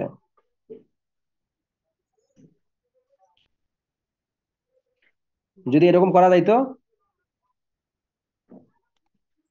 নাইফ টেনে নিয়ে এসে হুকটাকে বাম প্রান্তে, এই যে উপরে আপার হুক বামে নিয়ে আসছে না, আসা এই এই নাইফটা টেনে নিয়ে আসছে উপরের আপার হুককে, এই হুকটাকে যদি অন্য কোনো সিস্টেমে এঙ্গেজ করে রাখতে পারতাম, পরের পিকের সময় সে এঙ্গেজ অবস্থায় থাকতো, তাহলে কিন্তু এখানে ওপেন শেড হতো, ঠিক না? এই হুকটা আপার হুকটাকে টেনে এখানে নিয়ে আসছি, নিয়ে আসার পরে আমি যদি এই আপার হুকটাকে নাইফ থেকে ডিসএনগেজ করে কোথাও এখানে আটকায় রাখতে পারতাম টান টান অবস্থায়, পুলিং অবস্থায়, এই পজিশনে, তখন তো আসলে টি লিভারের মুভমেন্টের কারণে এক নাম্বার হিলফ্রেম নিচে নামতো না, তখন এটা ওপেন শেড বলা যেত, ঠিক না? হ্যাঁ, এখন তো বলা যাচ্ছে না, কারণ তাকে তো আপার নাইফ টেনে আপার হুককে এঙ্গেজ করায়, আপার নাইফ টেনে এক নাম্বার হিলফ্রেমকে আপ করাইছে, কিন্তু এক নাম্বার হিলফ্রেমের জন্য আবার লোয়ার হুককে এঙ্গেজ করাবে কার্ভ কার্ভ ফিলার, কারণ একটা হিলফ্রেমের জন্য দুইটা করে ফিলার। তাহলে লোয়ার হুককে তো এক নাম্বার হিলফ্রেমের জন্য যেহেতু পরের পিকেও আপ, তো পরের পিকে যেহেতু আপ, তাহলে এক নাম্বার হিলফ্রেমের জন্য যে কার্ভ ফিলার, সে লোয়ার হুককে লোয়ার নাইফের সাথে এঙ্গেজ করাই দিবে। কিন্তু লোয়ার নাইফে এঙ্গেজ করাই দিলেও লোয়ার নাইফ যে পুল করবে তার আগেই তো আপার নাইফকে মিডিল পয়েন্টে আসতে হচ্ছে, মানে অতিক্রম করতে হচ্ছে, তখনই কিন্তু এখানে একটা কি হচ্ছে, নিচে চলে আসছে, সেন্টারে চলে আসতেছে, এই জন্য একটা সেন্টার ক্লোজেট তৈরি হয়।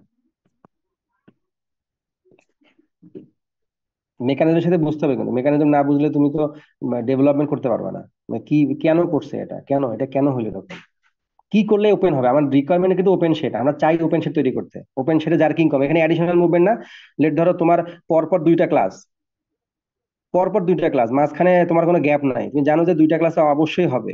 স্যার চলে গেল 9:50 একজন স্যার চলে গেল, এখন স্যার চলে আসছে আরেকজন, তুমি কি কখনো এটা মনে করবা যে আমি একটু দোতলা থেকে ঘুরে আসি, তিনতলা থেকে ঘুরে আসি, আমি 4 তলায় ক্লাস করি, তো আমি এখন একটু নেমে আবার উপরে উঠি, তোমার পেরেশানি বেশি হবে, তুমি ক্লান্ত হয়ে যাবে, কারণ তোমাকে দ্রুত আসতে হবে, স্যার চলে আসছে, তোমাকে এখন অ্যাটেন্ডেন্স দিবে, দেরি করলে অ্যাটেন্ডেন্স দিবে না, তো তুমি তো জাস্ট নাম্বার উপরে উঠতে হবে, তো এইটা কাজ কেউ করবে না।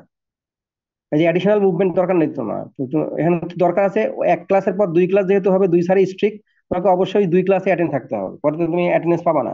তো এই যে অ্যাডিশনাল জার্কিংটা হয়, তুমি যখন এটা দুই ক্লাসের মাঝে যাইতে যাবে তখন দ্রুত যেতে হবে, দ্রুত গিয়ে দ্রুত উঠতে হবে, এটা তো অ্যাডিশনাল মুভমেন্ট, এটা দরকার ছিল না তোমার।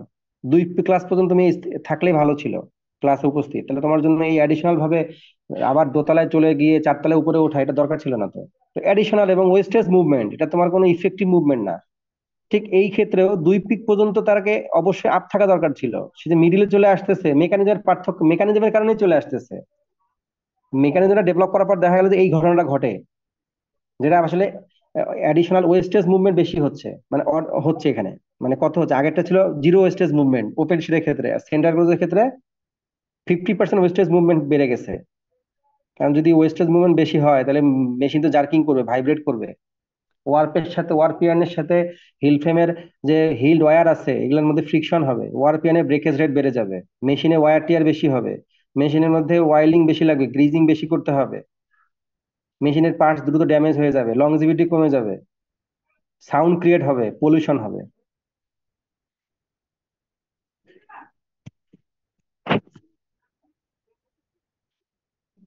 ক্লিয়ার?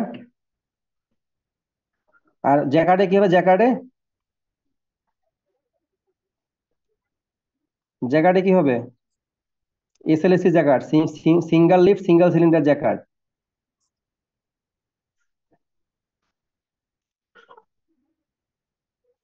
কথা কেউ করো না কেন? সবাই কি ঘুমাচ্ছ নাকি? স্যার ক্লাস করাক। না স্যার আছি স্যার। স্যার বুঝতেছি স্যার আমরা। আছি স্যার, স্যার আছি। ক্লাস করাক, আমরা একটু লাইনে থাকি, স্যার অ্যাটেন্ড থাকলে আমরা ডবিটা তোমরা তো জানো আমরা স্যার অ্যাটেন্ডেন্স নেই না, আমি অ্যাটেন্ডেন্সে বিশ্বাসী না। অ্যাটেন্ডেন্স নিয়ে স্যার ডবিটা একটু কমপ্লেক্স লাগে। এত করে বুঝাচ্ছি ডবি, তাও কমপ্লেক্স লাগে। তারপর ওই মেকানিজমটা স্যার একটু মানে যে এঙ্গেজ করাটা ওই পর্যন্ত বুঝছি স্যার, তারপরে স্যার কি কি বললেন স্যার, তখন থেকে স্যার এলোমেলো হয়ে গেছে। আবার একটু ডবিতে যেতে হবে। না ওই যে অ্যাটেন্ডেন্স ওগুলো বলতে বলতে স্যার মানে পয়েন্ট করে বলতে স্যার, বুঝতে পারি না। আচ্ছা, ওটা একটু রিক্যাপ করে নিও। এখন 11টা বেজে যাচ্ছে, তো আমি বলতাম, আমার বলতে সমস্যা নাই, কিন্তু মূল থেকে হারাই যাবো, আমার বলবো সমস্যা নাই। একটু দেখো। হ্যাঁ, বলো। অনলাইন ক্লাস করতেছি আমার স্যার, ক্লাস শেষ, বলো। পরে কথা বলতেছি, পরে করলে কল যে দিচ্ছি স্যার। প্রবলেমটা হবে যে একবার করে নেমে যাবে মাঝের পয়েন্ট দিকে চলে আসবে, তো এটা কি আমাদের মেশিনটা থেকে জব একটা টেপ করে ঠিক করা হয়েছে নাকি এরকমই আছে? না, ড্রপ একটা আছেই, ঠিক করা হয়নি। এইটাকে এই যে কেন বলতেছি, যখন উইভিং টু পড়বা তখন দেখবা যে এই আমার রিকোয়ারমেন্ট বলছে ওপেন শেড, উইভিং টুতে সবকিছু ওপেন শেড, যেটা নেগেটিভ ছিল সব পজিটিভ বানায় ফেলছে। এই যে আমার উদ্দেশ্য যে এইটা হচ্ছে তোমাকে ধরতে হবে যে আসলে মানে আগের কনভেনশনালের কি প্রবলেম, এই প্রবলেম গুলাকে মিটিগেট করার জন্য কিভাবে যারা ইনোভেটর, যারা ইনভেন্টর, যারা রিসার্চার, তারা কিভাবে এটাকে রিসার্চ করে বা কিভাবে এটা চিন্তা করেছে, কিভাবে করেছে, তাদের থিঙ্কিং ক্যাপাবিলিটিটা কিভাবে, এটা তোমাকে গ্রো করতে হবে। ফার্দার ডেভেলপমেন্ট হবে কিভাবে, আগে তোমাকে জানতে হবে, প্রবলেম আইডেন্টিফাই করতে হবে, প্রবলেমকে সলভ করতে হবে। এই যে 1 নাম্বার হুক, 1 নাম্বার হুক এখন টপ মোস্ট পজিশনে আছে, জ্যাকার পড়াচ্ছি। 1 নাম্বার হুকের সাথে 1 নাম্বার নেকপার্ট আছে, 1 নাম্বার নেকপার্টের সাথে 1 নাম্বার মেইলাই, 1 নাম্বার নেকপার্ট এটা, তার সাথে হিল ফ্রেম আছে, ইয়ার্ন আছে, ওটা থাক, আর দেখাইলাম না, ইয়ার্ন দেখাইলাম, নেকপার্টের পজিশনটা দেখাইলে হবে। 1 নাম্বার 1 নাম্বার হুকটা নাইফের সাথে এঙ্গেজ হয়ে টপে চলে গেছে, তাহলে 1 নাম্বার হুকেই পরপর 3 পিক পর্যন্ত আপ। 1 নাম্বার হুক আপ মানে 1 নাম্বার ওয়ার পিয়ান আপ, এখানে তো হিল ফ্রেম নাই জ্যাকার্ডে, তাহলে 1 নাম্বার হুকটাই পরপর 3 পিক পর্যন্ত আপ, মানে 1 নাম্বার নেক কর্ড মানে 1 নাম্বার ওয়ার পিয়ানটা পরপর 3 পিক পর্যন্ত আপ। এই 3 পিক আপ থাকা অবস্থাতেই যদি এরকম টপ মোস্ট পজিশনটা বজায় রাখে, তাহলে তো আলটিমেটলি ওপেন শেড। আমার উদ্দেশ্য, আমার রিকোয়ারমেন্ট, আমাদের কাম্য, আমরা চাই ওপেন শেড তৈরি করতে। ওপেন শেডে ওয়ার পিয়ানের উপরে অ্যাডিশনাল মুভমেন্ট হয় না, ফ্রেম বা ওয়ারপিয়ান অ্যাডিশনাল ভাবে জার্কিং হয় না, অ্যাডিশনাল ভাবে মুভ করে না, আননেসেসারি মুভ করে না, যার কারণে ওয়ারপিয়ানের পরে স্ট্রেস কম পড়ে, অ্যাডিশনাল স্ট্রেস কম পড়ে, যেটা আননেসেসারি ছিল। তা আমার উদ্দেশ্য হচ্ছে ওপেন শেড, কিন্তু আমি যখন বলি যে এসএলএসি জ্যাকার্ড, যেটা আমরা দেখেছি হাতে চালানো জ্যাকার্ডটা, সেখানে দেখলাম যে 1 নাম্বার হুক বা 1 নাম্বার নেকপার্ট বা 1 নাম্বার হুক, যদি 1 নাম্বার হুকে 1 নাম্বার নেকপার্ট, 1 নাম্বার নেকপার্টে 1 নাম্বার ওয়ারপিয়ান, তো 1 নাম্বার হুকটা টপ মোস্টে পৌঁছে গেছে, অর্থাৎ নাইফের সাথে এঙ্গেজ হয়ে টপে চলে গেছে। এই যে টপ দেখাইছে আমি, গ্রিফি উপরে চলে গেছে টপে। ক্লাস শেষ করে তারপরে হচ্ছে এখন দেখো কল তো, দিচ্ছি, এই 1 নাম্বার হুকটাকে যদি শেষ আমি করি, এই নাহলে আরো কিছু পরপর তিন বুঝবো। পিক পর্যন্ত আবার রাখতে চাই, তাহলে অবশ্যই হুকের সাথে অ্যাডিশনাল ভাবে কোনো কিছুটা লাগাইতে হইতো। লাগায় বুঝতেছি, অল্প উপরে স্বল্প আমি বুঝতেছি হুকের সাথে আটকাই যতটুকু দিতাম, হয় আর কি। এই আটকাই মাঝে দিতাম, মাঝে আটকাই কিছু দিত, কিছু এই ভুলে হুকের একটা যাচ্ছে আর কি, এক্সটেন্ডেড ওই পোর্শনে জন্য আরেকটা রিপিট দিয়ে দিতে আটকাই দিছি বললাম। আমি। তাহলে পরপর 3 পিক পর্যন্ত আপ থাকবে, নাহলে কি হবে, গ্রিফি যখন নিচে নামা শুরু করবে, যেহেতু নিচে ডেড ওয়েট আছে, ডেড ওয়েটের কারণে এই 1 নাম্বার হুকটাও কি হবে, মিডল নিচে পয়েন্টে চলে নামবে। আসবে। হ্যাঁ, নিচে নামতেছে, দেখছো নিচে নামছে। তাহলে একবারে কোথায় নিচে নামছে, বটমে নামছে একবারে। দেখো, এই যে 1 নাম্বার 1 নাম্বার পিক, এই যে এখানে যখন থাকে 1 নাম্বার পিক ইনসার্ট হয়ে যাবে, 1 নাম্বার পিক ইনসার্ট হয়ে গিয়েছে। কিন্তু দেখো পরের পিকের জন্য আবার যখন উঠতে থাকে, দেখো পরের পিকে কি হইলো,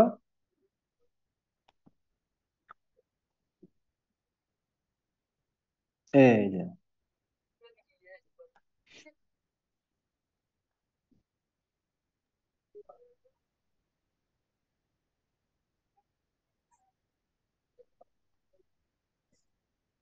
তাহলে স্যার এটা ড্রব্যাকটা আরো বেশি, পরপর তিনটা আপ হ্যাঁ, রাখতে হলে তিনবারই আপ ডাউন করবে। মানে একবারে বটমে চলে আসতেছে, রাইট। জি স্যার। দেখো এই যে এখানে একটা পিক হবে, এখানে একটা পিক ইনসার্ট হবে, এখানে একটা পিক, এখানে আরেকটা পিক ইনসার্ট হবে। তাহলে একটা পিকের জন্য দেখো এখান থেকে এই পর্যন্ত একটা পিক, পরে আবার এখান থেকে আর একটা পিক এখানে, ঠিক না? তাহলে এই অংশটা একটা পিকের জন্য, পরে আবার একটা পিক। তাহলে দেখো এক পিকের পরে পরের পিকে যাওয়ার সময় বটমে চলে আসছে, পরের পিকে যাওয়ার সময় বটমে চলে আসবে। তাহলে পরপর দুই পিকের সময় বটমে চলে আসছে না? জি স্যার। বটম ক্লোজ শেড, এখানে আননেসেসারি মুভমেন্টের পরিমাণ বেশি।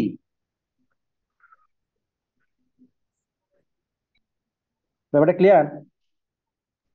স্যার আজকে এখানে শেষ করলে ভালো হয় শেষ, স্যার। শেষ 11টা বাজে শেষ হয়ে গেছে, বটমে চলে আসছে, এটা বুঝলে শেষ। বটমে চলে আসছে, এটা বুঝছো? সিয়ার, সিয়ারের ঘুম পাইছে, আমারও ঘুম পাইছে না আসলে। স্যার, মিটিং আছে স্যার একটা 11টার সময়। ও, তোমরা আবার 11টায় মিটিং করো, তোমরা ঘুমাবো কখন? শেষ শেষ। স্যার মিটিং শেষেই স্যার। হ্যাঁ, রাত আচ্ছা 3টায় যাই ঘুমাই হোক, স্যার। তাহাজ্জুদ পড়ে তো ঘুমাও, তোমরা তো বুজুর্গ মানুষ, সমস্যা নেই। এখন দেখো, এটা যদি বুঝে যাও তাহলে ক্লাস শেষ করে দেবো। সবার কাছে রেসপন্স চাচ্ছি, তো রেসপন্স না দিলে ক্লাস শেষ করবো না তো, শুধু শুধু আমি এতক্ষণ কথা বললাম কেউ বুঝলা না, দিলে হবে? জি স্যার, এটা বুঝতে পারছি। হ্যাঁ,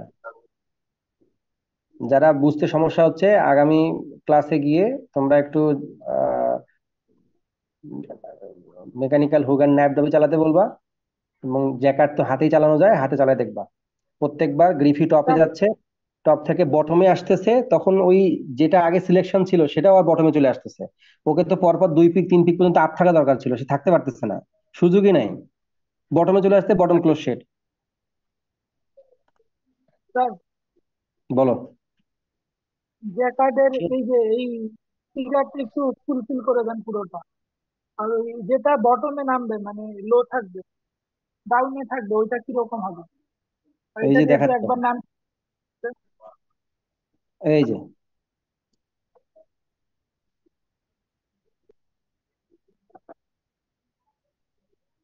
প্রিন্সিপালস অফ উইভিং বইয়ে ওই ফিগারটা আছে,